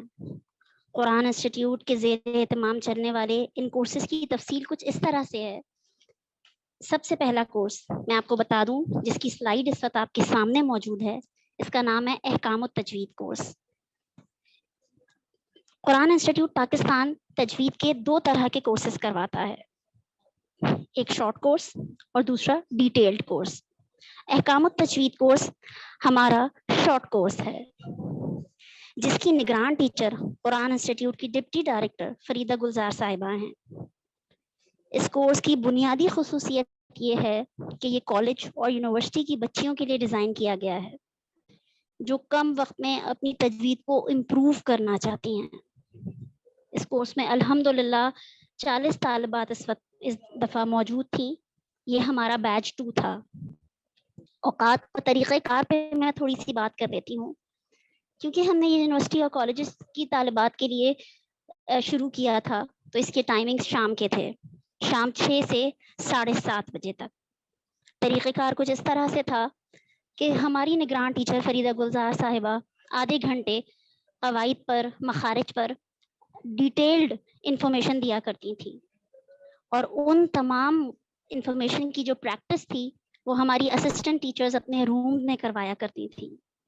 ہمارے تمام کورسز سرٹیفکیٹ بیس کورس ہیں اسی لیے ان تمام کورسز میں رزلٹ کے لیے ضروری ہے سرٹیفکیٹ کے لیے ضروری ہے کہ 80% مارکس حاصل کیے جائیں. اب چلتے ہیں ہم اپنے اگلے کورس کی طرف. یہ شارٹ کورس تھا. اب ہم چلتے ہیں اپنے اگلے 3 میجر ڈیٹیلڈ کورس کی طرف. یہ جو ہمارے ڈیٹیلڈ کورس ہیں ان کو ہم نے 3 حصوں پر بنایا ہے. پہلا حصہ آپ کے سامنے اسکرین پر شو رہا ہے. اس کا نام ہے بنیادی تجوید کورس. اس کا دورانیہ 3 ماہ تھا. اس میں ہم مخارج پر خصوصی توجہ دیتے ہیں. ان 3 مہینوں میں اسٹوڈنٹس کو مخارج اور چند بنیادی قواعد سکھائے جاتے ہیں. ان کورسز کی یہ جو 3 کورسز انشاءاللہ میں اب آپ کو بتانے والی ہوں. پہلا کورس جس میں بنیادی تجوید کورس ہے ان کی سب سے بڑی خصوصیت یہ ہے کہ یہ 2 وقت میں شروع کیا گیا ہے. صبح کے وقت جو اسٹوڈنٹس اپنے لیے آسانی محسوس کرتے ہیں وہ صبح کے وقت ایڈمیشن لے سکتے ہیں اور جن اسٹوڈنٹس کو شام میں آسانی ہوتی ہے وہ شام کے وقت ایڈمیشن لے سکتے ہیں. سلیبس میں نے آپ کو بتایا ہم اس میں مخارج پر خاص توجہ دیتے ہیں بنیادی قواعد سکھاتے ہیں. اس میں بھی کیونکہ ہم نے سرٹیفکیٹ دینا ہے تو اس میں سرٹیفکیٹ حاصل کرنے کی پرسنٹیج 85 ہے. اگر آپ کے مارکس 85% سے زیادہ ہیں تو انشاءاللہ آپ کو کورس کا سرٹیفکیٹ دیا جائے گا. ہم کورس کا سرٹیفکیٹ نہیں دیتے بلکہ وہ افراد جن کی 85% مارکس نہیں آ پاتے ان لوگوں کو ہم حوصلہ افزائی کے لیے بھی سرٹیفکیٹ جاری کرتے ہیں. اب آتا ہے ہمارا اگلا کورس جو دوسرا حصہ ہے، تجوید القرآن ایڈوانس لیول 1. اس کورس کا دورانیہ پھر وہی 3 ماہ ہے. اس میں سلیبس کی کچھ ڈسٹریبیوشن اس طریقے سے ہے کہ ہم قواعد سے لے کر صفات حروف تک تمام تجوید سکھا دیتے ہیں. ان تمام قواعد کی صفات کی پریکٹس کرنے کے لیے ہم نے قرآنی صورتوں کو منتخب کیا ہے، ان صورتوں پر پریکٹس کروائی جاتی ہے. اس کورس کی بھی یہی خصوصیت ہے کہ یہ صبح میں بھی کیا جا سکتا ہے اور شام میں بھی کیا جا سکتا ہے. اس کورس کو کرنے میں جس طرح بیسک تجوید کورس میں 85% مارکس ضروری تھے سرٹیفکیٹ کے لیے، اس کورس میں ہم نے اپنی پرسنٹیج کچھ کم کی ہے جو 75% ہے. Certificate of completion in students کو دیا جاتا ہے جو 75% مارکس سیکیور کر لیتے ہیں. اب چلتے ہیں ہم اپنے تیسرے حصے کی طرف جو کہ آخری حصہ ہے قواعد کا. یہ کورس کہلاتا ہے تجوید القرآن کورس ایڈوانس لیول 2. اس کا دورانیہ کچھ زیادہ ہے، یہ 5 ماہ کے دورانیے پر مشتمل تھا. حروف کی اس میں جو سلیبس ہے وہ ہماری حروف کی تقسیم سے لے کے قرآن کی کتابت کے قواعد تک کا ہے. اس میں ہم الحمدللہ حروف کی تقسیم کے ساتھ ساتھ قرآن کی کتابت تک کے تمام قواعد سکھا دیتے ہیں. اس میں پریکٹس کے لیے 5 پاروں کو منتخب کیا گیا ہے. ہم شروع کے 5 پاروں کی مشق کرواتے ہیں. اس کورس کی بھی وہی خصوصیت ہے، صبح اور دوپہر دونوں ٹائم پر اویلیبل ہے. بنیادی تجوید course advance level 1 advance level 2 ان تینوں کی نگران ٹیچر کا نام سمیرہ صدیقی ہے. ان تینوں کورس کا طریقہ کار ایک ہی ہے. وہ طریقہ کار کچھ اس طریقے سے ہے کہ ہم ویب سائٹ پر ویڈیوز اپلوڈ کرتے ہیں جو سمیرہ صدیقی کی آواز میں ہوتی ہیں. سمیرہ صدیقی صاحبہ تمام چیزیں ڈیٹیل میں ویڈیو میں سمجھا دیتی ہیں. اس کے بعد منگل سے جمعرات تک اپنے اسٹوڈنٹس کے ٹائمنگز کے حساب سے کلاسز آرگنائز کی جاتی ہیں زوم پر، اور وہ کلاسز میں پریکٹس کی جاتی ہے. مجھے امید ہے کہ آپ سب کو ہمارے کورسز سمجھ آ گئے ہوں گے. یہ تجوید کورسز تھے. ہم صرف تجوید کورسز پر فوکس نہیں کرتے، الحمدللہ ہم نے بہت سے فہم قرآن کے کورسز بھی کروائے ہیں اور حدیث کے کورسز بھی کروائے ہیں. فہم قرآن کے کورسز میں ابھی کچھ عرصے پہلے مکمل ہونے والے کورس کا نام تھا اسٹوری آف سورہ یوسف دی لاسٹ چیپٹرز. اسی طرح سیرت کا ہم نے کورس کروایا اور حدیث کے بھی کئی کورس کروائے. اب بات آتی ہے آپ کو یہ ساری انفارمیشن ملے گی کہاں سے. ہم سے اسٹوڈنٹس پوچھتے ہیں کہ ہمیں پتہ کیسے چلے گا نئے کورسز کا. تو بہنوں آپ کے اسکرین پر اس وقت شو ہو رہا ہے سوشل میڈیا کے تمام platforms, Instagram, Twitter, Facebook, ہم ہر جگہ موجود ہیں. آپ ہمیں فالو کیجئے. انشاءاللہ تعالی آپ کو ہماری تمام انفارمیشن آن لائن کورسز ہوں یا مدرس فورم، ان تمام انفارمیشن کو آپ آرام سے ایکسس کر لیں گے اگر آپ ہمارے قرآن انسٹیٹیوٹ کے پیجز کو سبسکرائب کر لیں. میں امید کرتی ہوں آپ تمام لوگوں نے اچھی طریقے سے نام پڑھ لیا ہوگا. ہمارے کورس ہمارے پیجز کا نام ہے قرآن انسٹیٹیوٹس.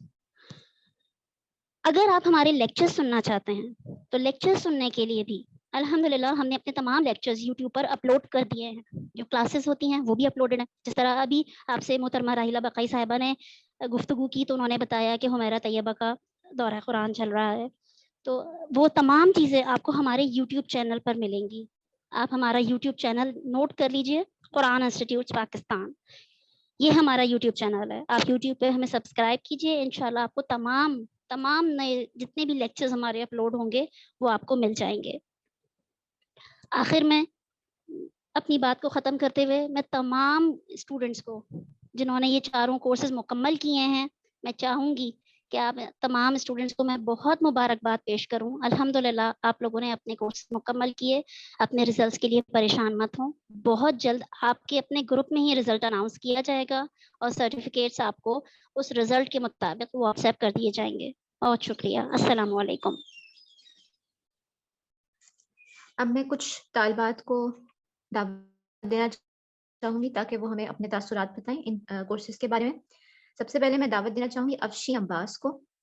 یہ ہماری بیسک تجوید کے بیچ 3 کی طالبہ ہیں. السلام علیکم ورحمۃ اللہ وبرکاتہ. بسم اللہ الرحمن الرحیم. میرا نام افشین عباس ہے اور میرا رہائشی تعلق جو ہے وہ خانپور ضلع رحیم خان سے ہے.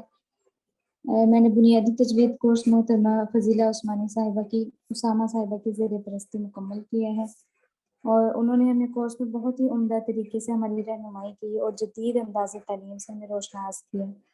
آن لائن کورس کے دوران ان کی محنت، خلوص، شفقت ہمارے لیے باعث تشکر ہے. اور اس کے علاوہ آن لائن کورس کے علاوہ جب بھی ہمیں کچھ ایکسٹرا سمجھنا ہوتا تھا یا کبھی بھی ہمیں ان کی رہنمائی کی ضرورت ہوتی تھی تو وہ ہمیشہ ہمیں مطلب کبھی انہوں نے انکار نہیں کیا، ہمیشہ وہ ہمارے لیے دستیاب رہی اور ان کی رہنمائی ہمیشہ ہمارے ساتھ رہی. اور اس کے علاوہ اس کورس میں سمیرہ صدیقی صاحبہ کی جو ویڈیوز ہیں وہ بہت فائدہ مند رہی ہیں، ہمارے لیے بہت مددگار ثابت رہی اس کورس کی تکمیل کے لیے. اور اس کورس سے پہلے میں نے محسن انسانیت کورس سب سے پہلے کیا تھا اور اس کے بعد جو اسٹوری آف سورہ یوسف اور فقہ کا جو آن لائن کورسز ہے وہ میں نے قرآن انسٹیٹیوٹ سے مکمل کی الحمدللہ.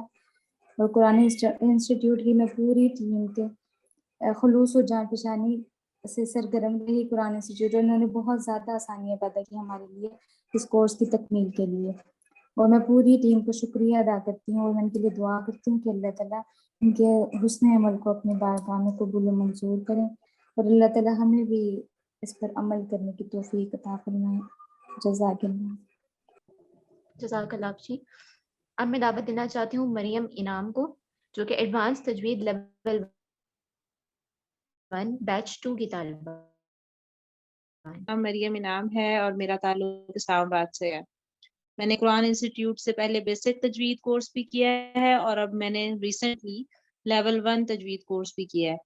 لیکن تجوید کورس میں نے کرنے کے بعد مجھے یہ احساس ہوا کہ پہلے ہم ناسمجھی میں کتنا غلط قرآن پڑھ رہے تھے اور یہ قرآن جو ہے اس کا علم حاصل کرنا، تجوید کا علم حاصل کرنا ہر انسان کے بہت ضروری ہے. اللہ تعالیٰ کا احسان ہے کہ اللہ تعالیٰ نے مجھے یہ علم سیکھنے کی توفیق دی اور قرآن پڑھنے کا اصل مزہ تو مجھے اب آ رہا ہے کہ میں نے یہ تجوید سیکھی ہے اور میں پھر قرآن پڑھ رہی ہوں. قرآن سیکھنے کے بعد یہ بھی احساس ہوا کہ قرآن سیکھ کے، یہ تجوید سیکھ کے جب یہ میں نے پڑھا تو مجھے پھر احساس ہوا کہ قرآن کتنی خوبصورت اور کتنی ویل آرگنائزڈ کتاب لکھی ہوئی ہے. بہت پیاری کتاب ہے اور مطلب مزہ آتا ہے پڑھ کے تجوید کے ساتھ. اب باقی جو ہے قرآن انسٹیٹیوٹ کی جو سارا سٹاف ہے، میری جو بیسک کی ٹیچر ہیں میم نور سحر تھیں، اب تجوید لیول 1 کی بشرا جواد، انہوں نے بہت کوآپریٹو، بہت اچھی اور مطلب جتنی دفعہ بھی ان سے کوئی بات پوچھو کبھی انہوں نے ہمیں انکار نہیں کیا. بہت اچھے طریقے سے انہوں نے ہمیں سارا کچھ سمجھایا اور اس وجہ سے میں قرآن انسٹیٹیوٹ اور اپنی ساری اساتذہ کا بہت تہہ دل سے شکر گزار ہوں اور اللہ تعالیٰ ان کی کوششوں کا ان کو اجر دے اور اسی طرح یہ علم کی روشنی ہم سب تک پہنچاتے رہیں. جزاک اللہ. آمین. اب میں دعوت دینا چاہتی ہوں ایڈوانس تجوید لیول 2 بیچ 1 کی طالبہ کنیز فاطمہ کو. السلام علیکم ورحمۃ اللہ وبرکاتہ. میں کنیز فاطمہ ہوں، لاہور میں رہائش پذیر ہوں.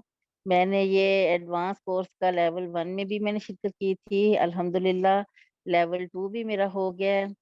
تو میں اس کے لیے آپ سب کی یہ جو ہے ایڈوانس کورس کی جتنی بھی ٹیم ہے میں سب کے تہہ دل سے شکر گزار ہوں، خاص طور پر میم سمیرہ صدیقی اور میم سائمہ رفیع.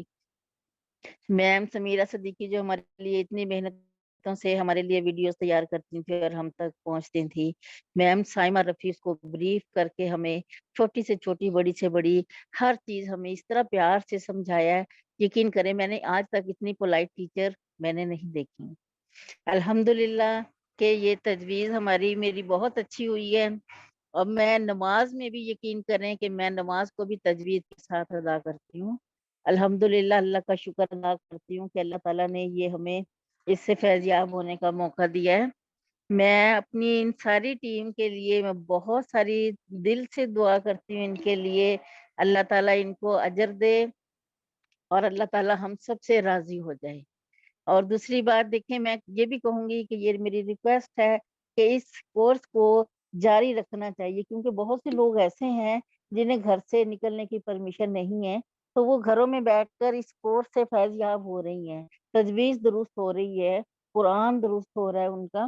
تو میں یہ چاہوں گی کہ یہ پیار محبت سے اس کورس کو جاری رکھیے گا، کیونکہ یہ جنت کے پھول ہے. اللہ تعالیٰ ہمیں یہاں بھی چننے کا موقع دے اور آخرت میں بھی ہمیں چننے کا موقع دے. میں سب ٹیم کے لیے میں دل سے شکر گزار ہوں، بہت ساری دعائیں ان کے لیے. اللہ تعالیٰ ہمیشہ ان کو خوش رکھے، کوئی تکلیف کوئی پریشانی نہ آئے، اور اللہ ہم سب سے اور اس ٹیم سے راضی ہو جائے. السلام علیکم ورحمۃ اللہ وبرکاتہ. وعلیکم السلام. اب میں دعوت دینا چاہتی ہوں شاہین حلاج کو، جو کہ احکام التجوید کے بیچ 2 کی طالبہ ہیں. جی السلام علیکم ورحمۃ اللہ. میرا نام شاہین حلاج ہے، اسلام آباد سے تعلق ہے میرا. میں نے الفلاح قرآن انسٹیٹیوٹ سے کورس کیا تھا، ایک آن لائن اپنا انڈرسٹینڈ قرآن کے نام سے جو تھا نا لیول 1، تو وہیں سے مجھے احکام التجوید کا معلوم ہوا.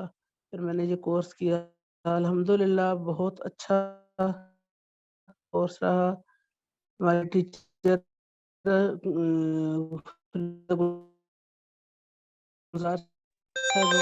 نے بہت اچھے طریقے سے ہمیں کیا، اور پھر باقی ٹیچرز نے بہت محبت سبق سنا. الحمدللہ بہت فرق مطلب اپنا محسوس ہوا کہ تجوید میں فرق پڑ گیا ہے. تو انشاءاللہ آگے بھی خواہش ہے کہ ایسے کورسز ہوں تاکہ مکمل تجوید جو ہے وہ درست ہو جائے ہماری. اللہ تعالیٰ تمام ٹیم کو جزائے خیر عطا فرمائے، اور بہت ساری دعائیں ہیں پوری ٹیم کے لیے. اللہ تعالیٰ سب کو بہت جزائے خیر دے، اور مزید کورسز جو ہیں وہ اس قسم کے ہونے چاہیے جن میں ہم جیسوں کی تجوید اچھی ہو جائے. جزاک اللہ خیر. السلام علیکم ورحمۃ اللہ وبرکاتہ. جزاک اللہ. انشاءاللہ اس طرح کے مزید کورسز آتے رہیں گے، آپ لوگ ضرور جوائن کیجیے. طالبات کے تاثرات آپ سب نے سنے. اب میں دعوت دینا چاہتی ہوں سمیرہ صدیقی صاحبہ کو، جو کہ ہمارے تجوید کورسز کی نگران ٹیچر ہیں. سمیرہ باجی آپ اپنا مائک جی انشاءاللہ. السلام علیکم ورحمۃ اللہ وبرکاتہ. اچھا، بسم اللہ الرحمن الرحیم. الحمد للہ والصلاة والسلام علی رسول اللہ صلی اللہ علیہ وسلم. اما بعد، تمام تعریفیں صرف اللہ رب العالمین کی ہیں، جس نے اپنے رسول صلی اللہ علیہ وسلم پر قرآن نازل کیا، جو حق کا متلاشی لوگوں کے لیے سرچشمہ ہدایت ہے. بلا شبہ یہ اللہ کا کلام ہے، اور اس کے ایک ایک حرف کو پڑھنے پر 10 نیکیوں کا ثواب حدیث سے ثابت ہے. لہٰذا اس کو پڑھنا، اس کا فہم حاصل کرنا اور اس پر عمل کرنا ہر مسلمان کے لیے بے حد ضروری ہے. اللہ تبارک و تعالیٰ کا ہم پر ہے کہ اس نے اپنی رحمت سے ہمیں تجوید کی اہمیت افادیت سے آگاہی بخشی، اور اس کی تعلیم حاصل کرنے کے بعد اسے دوسروں تک منتقل کرنے کا موقع فراہم کیا. میں تمام طالبات جن کو میں سن چکی ہوں، جن کا امتحان لے چکی ہوں، ان کو بہت زیادہ مبارکباد دیتی ہوں کہ یہ اللہ کا چناؤ تھا، کہ اللہ تعالیٰ نے ان کا چناؤ کیا کہ وہ اس کورس میں شامل ہوں اور اپنا اس کورس کو مطلب سیکھیں، اور یہ سب بہت اچھی طرح سے سمجھیں کہ اللہ کا چناؤ دنیا کے چناؤ جیسا نہیں ہوتا. وہ اپنے دین کے لیے جس کو چاہتا ہے چن لیتا ہے، اور بالکل اسی طرح سے جس طرح موسیٰ علیہ السلام کو اللہ تعالیٰ نے چنا، جبکہ ان سے غلطی سے قتل بھی ہو چکا تھا، ان کی زبان میں اتنی روانی بھی نہیں تھی، لیکن اللہ تعالیٰ نے ان کے بھائی ہارون علیہ السلام پر ان کو فضیلت بخشی اور ان کو چنا. تو یہ اللہ کا کلام ہے کہ وہ جس کو چاہے اس کو چن لے. آپ سب وہ اللہ کے چنندہ لوگ ہیں جس کو رب نے اپنے علم کو حاصل کرنے کے لیے چنا. گو کہ یہ ایسا علم ہے کہ جو ہر مسلمان کے لیے لازم ہے کہ وہ یہ علم سیکھے ضرور، اور قرآن کو تجوید کے ساتھ پڑھنا ہر کسی کے لیے ضروری ہے. تو ہونا تو یہی چاہیے کہ ہر کوئی اس پر توجہ کرے، لیکن انشاءاللہ وہ وقت بھی آئے گا آپ یہ دیکھیں کہ جو لوگ اس کورس میں شامل تھے وہ خاص لوگ تھے. آپ اس کی قدر کریں, اس علم کو محنت سے مزید اپنے عروج پر پہنچائیں. اور رزلٹ دیکھ کے پیاری طالبات اپنے دل پریشان مت کیجیے گا. کسی کے نمبر کم ہوں گے, کسی کے زیادہ ہوں گے, لیکن بہنوں یہ دنیا کا امتحان ہے. اصل جو اس علم کے سیکھنے میں آپ کی تڑپ, آپ کی لگن, آپ کی محنت اور آپ کے تمام وسائل کا لگ جانا, یہ اللہ کو منظور ہے اور یہی اللہ کو مطلوب ہے. اور جو سیکھا آپ نے اور جو رہ گیا اس کا بھی اجر اللہ تعالیٰ کے پاس بہت زیادہ ہے. آپ لوگوں کے لیے لوگوں کی کمی نہیں تھی, لیکن اللہ نے آپ کو منتخب کیا. اس کی قدر کیجئے, اس علم کی بھی قدر کیجئے اور اس کو آگے پھیلانے والا بنیے. رب العالمین فرماتے ہیں الذین آتیناہم الکتاب یتلونہ حق تلاوتی, کہ جن لوگوں کو ہم نے کتاب عطا کی وہ اس کی ایسی تلاوت کرتے ہیں جیسا اس کی تلاوت کرنے کا حق ہے. تو پیاری بہنوں, اس کو مزید واضح رب العالمین نے کیا کہ وَرَتِّلِ القرآن ترتیلا, کہ ٹھہر ٹھہر کر تجوید کے ساتھ اس قرآن کو پڑھیں. آپ نے اس میں قدم ڈال دیا ہے اپنے نتائج سے, اگر آپ کی جیسے توقعات کے مطابق نہ ہو تو دل برداشتہ نہ ہو. انشاءاللہ اس محنت کو جاری رکھیں اور یہ چیز آپ کے لیے ایک نہ ایک دن بہت فائدہ دے گی. اور جس طرح ہماری بہن نے کہا نا ابھی کہ اب قرآن پڑھنے کا ازل مزہ آیا ہے, تو یقیناً یہ بالکل سچ بات ہے کہ تجوید سے قرآن پڑھنے پر ہی اس کا مزہ محسوس ہوتا ہے. بہت ساری آپ لوگوں کے لیے دعائیں ہیں, اللہ تعالیٰ آپ لوگوں کے لیے اس علم کو قبول فرمائے. میرے لیے بھی خصوصی دعائیں کیجیے, ہم سب ایک دوسرے کے لیے دعا گو ہیں. اللہ تعالیٰ آپ سب کا حامی و ناصر ہو. السلام علیکم ورحمۃ اللہ وبرکاتہ. جزاک اللہ سمیرہ باجی. اب ہمارے پاس ایک خوشخبری ہے جو آپ کو دیں گی حریم. حریم کائنڈلی جوائن کریں اور ہمیں خوشخبری دیں. السلام علیکم. جی ذرا آگے کر دیجیے گا سلائڈ پلیز.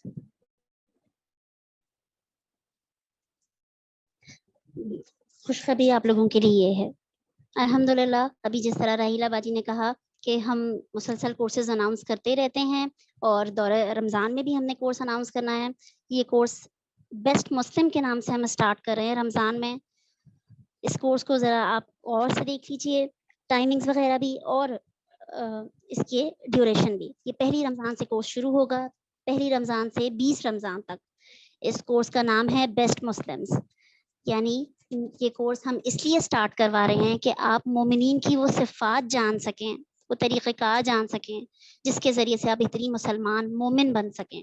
اس کورس کی اسپیکر ہوں گی ہمارے ساتھ انشاءاللہ محترمہ عفت سجاد صاحبہ, جو ہماری ڈائریکٹر قرآن انسٹیٹیوٹ پاکستان ہیں. پہلے بھی ہمارے ساتھ کئی کورسز کروا چکی ہیں. آپ لوگوں نے یقیناً ہمارے کورسز جوائن کیے ہوں گے. میں آپ سب سے امید کرتی ہوں کہ آپ اس میں اپنی رجسٹریشن کروائیں گے. انشاءاللہ تعالیٰ آپ سے کے ساتھ بذریعہ زوم ہم اس رمضان بھی کنیکٹڈ رہیں گے. آپ لوگ ضرور شرکت کیجیے. لنک انشاءاللہ آپ لوگوں کو گروپ میں مل جائے گا. بیسٹ مسلم کے نام سے یہ کورس ہے, 20 دن کا کورس ہے اور بہت لمبی کلاس ہم نے نہیں رکھی ہے, اسی لیے کہ آپ لوگوں کو آسانی ہو. کلاس کے ٹائمنگ صرف 4 سے 4:45 تک ہیں. یہ اسی لیے رکھا ہے کہ جو لوگ اسکول, کالجز, یونیورسٹیز یا اپنی جاب سے واپس آئیں وہ کچھ دیر آرام کر کے بھی ہمارے ساتھ یہ کورس جوائن کر سکیں. 4 سے 4:45 تک کا یہ ٹائم ہوگا. میں امید کرتی ہوں کہ آپ سب اس کو ضرور جوائن کریں گے. بہت شکریہ. زبیہ ساتھ ہمارے فریدہ صاحبہ بھی موجود ہیں. میں دعوت دینا چاہتی ہوں مس فریدہ گلزار کو. مس فریدہ گلزار ڈپٹی ڈائریکٹر ہیں قرآن انسٹیٹیوٹ پاکستان کی, اور یہ ہماری تجوید کورسز کی نگران ٹیچر بھی ہیں. اس وقت یہ قرآن انسٹیٹیوٹ کے کراچی کیمپس 2 میں پرنسپل کی ذمہ داریاں ادا کر رہی ہیں. اعوذ باللہ من الشیطان الرجیم, بسم اللہ الرحمن الرحیم. السلام علیکم ورحمۃ اللہ وبرکاتہ. رب اشرح لی صدری ویسر لی امری واحلل عقدۃ من لسانی یفقہوا قولی. अल्हम्दुलिल्लाह बिनिअमतिही तुतिम्मुस सालिहात। तमाम तारीफ़ें अल्लाह रब्बुल आलमीन ही के लिए हैं, जिसके करम, जिसके फजल और जिसकी दी हुई तौफीक से ही इंसान अमाल सालिहा और नेकियां कर सकता है। बहुत ही अजीज तालिबात, बहुत खुशी का मौका है, मुबारक मौका है, कुरान को सीखने की एक मरहले की तकमील का मौका है। और मैं आपको खुशखबरी देती हूँ नबी करीम सल्लल्लाहु अलैहि वसल्लम की ज़बान मुबारक से बुखारी की वो रिवायत याद दिलाऊंगी आपको, जिसमें आप सल्लल्लाहु अलैहि वसल्लम ने इरशाद फरमाया, तुम में से बेहतरीन वो हैं जो कुरान को सीखें और सिखाएं। और सही मुस्लिम में नबी सल्लल्लाहु अलैहि वसल्लम ने खुशखबरी दी कि कुरान की तिलावत करो, क्योंकि ये आखिरत के रोज अपने पढ़ने वालों का मुद्दाई बन के आएगा। और बहुत ही प्यारी बहनों, ऐसी बहुत सी खुशखबरियां हैं जो उन लोगों के लिए हैं जिसमें अल्हम्दुलिल्लाह आज मैं और आप भी शामिल हैं, और हम इस पर अल्लाह का जितना शुक्र अदा करें कम है। क़यामत के दिन कुरान के साथी से, साहिब कुरान से कहा, और बुलंदी की तरफ सफर जारी रख, तेरा आखिरी ठिकायत पर पहुंचे। तो बहुत ही अजीज तालिबात, आज इस मरहले की तकमील पर जिस तरह हमारे दीगर साथियों ने कहा कि जहां हमें खुशी है, अल्लाह का शुक्र अदा करते हैं, वहीं इस बात की फिक्र कि इंशाअल्लाह आगे कुरान को सही पढ़ने का मुसलसल अमल भी जारी रखना है हमें, और इस इल्म को आगे पहुंचाना भी है। और जिम्मेदारी इल्म हासिल करने वालों की तो कुछ और भी ज्यादा बढ़ जाती है। यहाँ पर कुरान की तिलावत के हवाले से चंद बातें हैं जो मैं आपके सामने रखूंगी, और ये बड़ी ही खूबसूरत चीज मिली, बड़ा खूबसूरत सा इक़्तिबास। अफ़आल ऐसे हैं जो हमारी अंदरूनी ज़ात को तिलावत कुरान में जज़्ब करने के लिए बहुत ज्यादा मददगार साबित हो सकते हैं। इनमें से किसी के लिए भी ज्यादा वक्त भी दरकार नहीं होता, सिर्फ तवज्जो की जरूरत है, इर्तिकास की जरूरत है, शऊरी तौर पर कुछ इक़दाम करने की जरूरत है। तो सबसे पहली चीज ये कि जो सबसे पहला अमल जिससे हमारी अंदरूनी ज़ात को, हमारी रूह को, हमारे दिल को कुरान को जज़्ब करने में मदद मिलती है, वो ये कि हम अपने क़ल्ब को क़ल्बे बेदार बना लें। कुरान जो कुछ कहे उसका जवाब दें, कुरान में जो कुछ पढ़ें उसे अपने दिल तक जाने दें, अल्लाह के कलाम के बयान के मुताबिक कैफियत से गुजरें। अल्लाह की हम्द, शुक्र, हैरत, अल्लाह का रोब, मोहब्बत, एतमाद, सब्र, उम्मीद, खौफ, रंज और हसरत, अताअत, तस्लीम और रजा, जब तक हम ये सब नहीं करेंगे उस वक्त तक हमारे हिस्से में तिलावत से सिर्फ होठों की हरकत ही आएगी और कुछ भी नहीं। बस जब अल्लाह का नाम और उसकी सिफात सुने तो हमारा दिल अल्लाह के लिए शुक्र से, उसकी मोहब्बत से, उसके रोब से भर जाए। ये मैं बहुत ही मुख्तसर सी चीजें बस आपके सामने रख रही हूँ। दूसरी चीज है हमारी जुबान का रद्द अमल। जुबान का रद्द अमल ये है कि जो कुछ भी हम कुरान में पढ़ें उस पर मुनासिब रद्द अमल का इजहार हमारी जुबान से भी होना चाहिए। यानी जब हम अल्लाह के कलाम से कोई मुसर्रत की बात को पढ़ें, खुशी की बात को पढ़ें, तो अल्लाह का शुक्र हमारी जुबान से अदा हो। और जब हम अल्लाह के किसी गजब और अजाब की बात को पढ़ें तो फिर हमारी जुबान से अल्लाह ताला से उसके लिए पनाह के कलमात आएं और उससे बचने के लिए अल्लाह ताला से दुआ करें। नबी करीम सल्लल्लाहु अलैहि वसल्लम रात के वक्त कुरान की तिलावत इस तरह करते थे कि एक रात हजरत हुज़ैफा रज़ियल्लाहु ताला अन्हु फरमाते हैं कि मैंने नबी सल्लल्लाहु अलैहि वसल्लम के पीछे नमाज पढ़ी और आपने सूरह बकरा से कुरान की तिलावत का आगाज किया। जब आप आयत में अल्लाह की रहमत के जिक्र पर आते तो आप सल्लल्लाहु अलैहि वसल्लम अल्लाह की रहमत को तलब करते, और अल्लाह के अजाब का जिक्र आता तो आप उससे अल्लाह की पनाह मांगते, अल्लाह की शान का जिक्र आता तो अल्लाह की अजमत बयान फरमाते सुभान अल्लाह कहकर। ये बस इसी को ही आप आगे जो है वो मजीद चीजें समझ जाइएगा। तीसरी चीज है कि कुरान की को पढ़ते हुए अपने दिल के जज्बात को आंखों के रास्ते बहने दीजिए। यानी आंखों में आंसुओं का आना कुरान को समझकर दिल में जब उतरता है तो उसका इजहार आंखों के रास्ते बहने वाले आंसुओं से होता है। अगर आपका दिल जो कुछ आप तिलावत कर रहे हैं उसके मुताबिक कैफियत की गिरफ्त में हो तो आंख में आंसू आते हैं। और सिर्फ एक गैर मुतवज्जे शख्स, एक बंजर या मुर्दा दिल ही हो सकता है कि जिसकी आंखें खुश्क रह जाएं। कुरान में अल्लाह ताला ने उन लोगों का जिक्र किया सूरह माइदा में कि तुम देखते हो कि हक शनासी के असर से उनकी आंखें आंसुओं से तर हो जाती हैं। और एक और जगह कहा गया कि वो रोते हुए मुंह के बल गिर जाते हैं। नबी करीम सल्लल्लाहु अलैहि वसल्लम और सहाबा इकराम और वो लोग जो कुरान की हकीकत का एहसास रखते थे, जब कुरान को पढ़ते तो अक्सर रोते थे। और नबी सल्लल्लाहु अलैहि वसल्लम ने फरमाया, कुरान हुज़्न के साथ नाजिल किया गया है, जब तुम कुरान की तिलावत करो तो अपने आप को गमज़दा बनाओ। एक और रिवायत में है कि कुरान की तिलावत करो तो रो, अगर अपने आप को रोना ना आए तुम्हें तो कोशिश करो कि रोने जैसी शक्ल ही बना लो।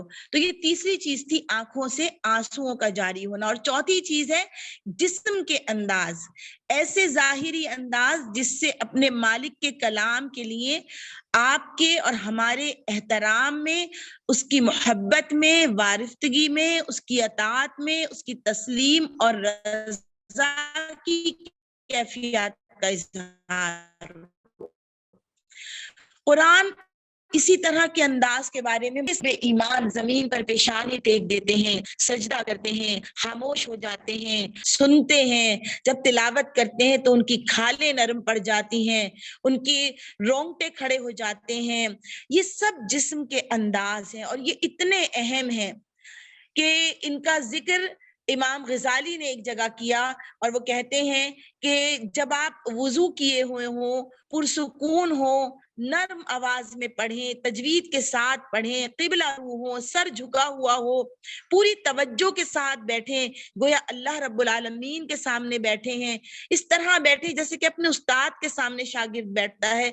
तो ये जिस्म के वो अंदाज है जो कुरान की तिलावत के आदाब में से हैं। मुंह अच्छी तरह से,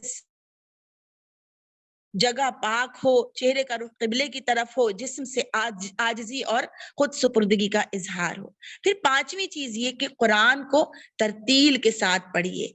और तरतील का मुकम्मल मफहूम हमारी जुबान में तो अदा हो ही नहीं सकता। तने अपने रसूल सल्लल्लाहु अलैहि वसल्लम दिल को तिलावत कुरान से जोड़ने और कुव्वत और जोर पैदा करने के लिए तरतील का हिस्सा बहुत अहम है। जल्दी जल्दी पढ़ने के मुख्तार होता है, तदब्बुर और गौर मिलता है और इंसान की रूह पर कुरान के अनमिट नक़ूश कायम होते हैं। हजरत अब्दुल्लाह इब्न अब्बास रज़ियल्लाहु ताला अन्हु से रिवायत है कि मैं जल्दी जल्दी मुकम्मल कुरान पढ़ने के बजाय सूरह बकरा और सूरह आले इमरान को तरतील से पढ़ना अपने लिए बेहतर समझता हूँ।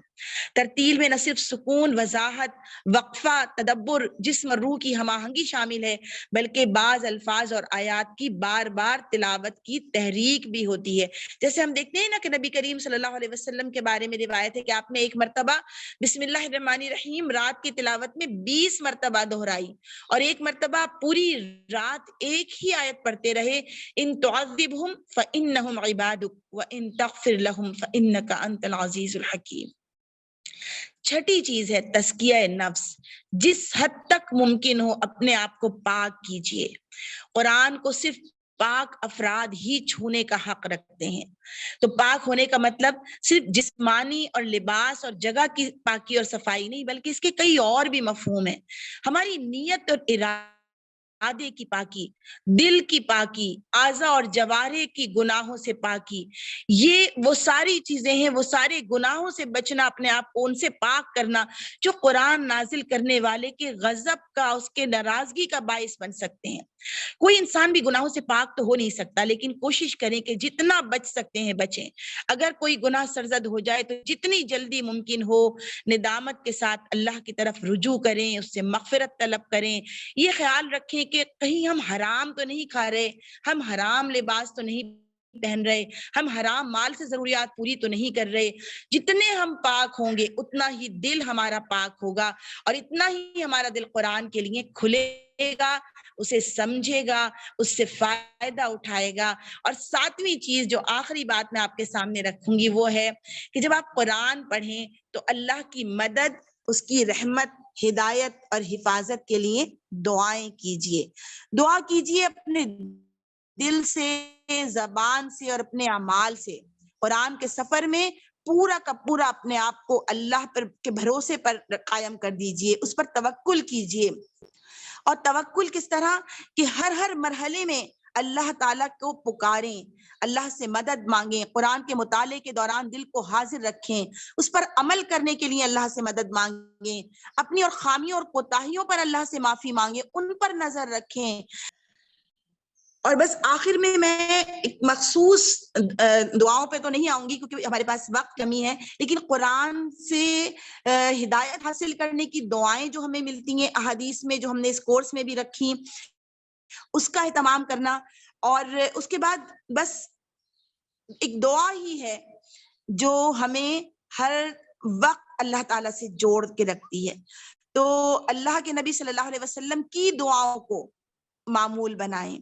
تو دعا کے ہی حوالے سے بس میں اپنی آخری بات رکھتے ہوئے آپ سے اجازت چاہوں گی, اور اسی دعا کو میں آپ طرف سے بھی اور اپنی طرف سے بھی اللہ کے حضور پیش کروں گی کہ اے اللہ ہماری آنکھیں بھی کھول دیجئے تاکہ ہمیں حق نظر آئے اور باطل نظر آئے, پہچان سکیں. اے اللہ ہماری کوششوں میں ہماری مدد فرمائیے, ہمارے ارادوں کو سستی اور کاہلی کو دور فرما دیجئے. اے اللہ آپ کا کلام ہماری فکر و عمل کو قوت عطا فرمائے, ہماری ہر ضرورت کو پورا کرے. جب ہم پریشان ہو تو یہ سکون عطا کرے, جب تکلیف میں ہو تو راحت فراہم کرے. اے اللہ تیرا اور تیری ہدایت کا مطالعہ کرنے, سمجھنے, جاننے اور سیکھنے میں ہماری مدد فرمائیے. ہمیں استقامت عطا فرمائیے, کامیابی سے پہلے ہمارے قدم نہ روکیں. اے اللہ تعصبات سے ہمیں نجات دیجیے, عاجزی عطا کیجیے. جو کچھ ہم سیکھیں اسے تسلیم کرنے اور اس کی پیروی کرنے اور اس کے مطابق زندگی گزارنے کی توفیق عطا فرمائیے. تعالیٰ سے روایت فرمائیے کہ نبی صلی اللہ علیہ وسلم نے فرمایا, جس نے قرآن مجید پڑھ لیا اس نے علوم نبوت کو اپنی 2 پسلیوں کے درمیان لے لیا. فرق یہ ہے کہ اس کی طرف وحی نہیں کی جاتی. حامل قرآن کے لیے مناسب نہیں کہ وہ غصہ کرنے والوں کے ساتھ غصہ کرے یا جاہلوں کے ساتھ جہالت والا معاملہ کرے, جبکہ اس کے دل میں اللہ کا کلام محفوظ ہے. بس اسی دعا کے ساتھ ہی بہت ہی عزیز بہنوں, میں آپ سب کے لیے ایک بار پھر دل سے مبارکباد پیش کرتی ہوں آپ کے اس تکمیل پر کورس کی, اور تمام طالبات کو مبارکباد دیتی ہوں, اور انسٹیٹیوٹ پاکستان کی جانب سے کہ اسی طرح سے آپ ہمارے ساتھ شامل رہیں گی اور اس سفر کو انشاءاللہ اس علم کے سفر کو جاری رکھیں گی. اللہ تعالیٰ سے دعا ہے کہ اللہ تعالیٰ ہمارے اس علم کو علم نافع بنا دے اور ہمیں اس کا حق ادا کرنے کی توفیق عطا فرمائے. وآخر دعوانا الحمدللہ رب العالمین.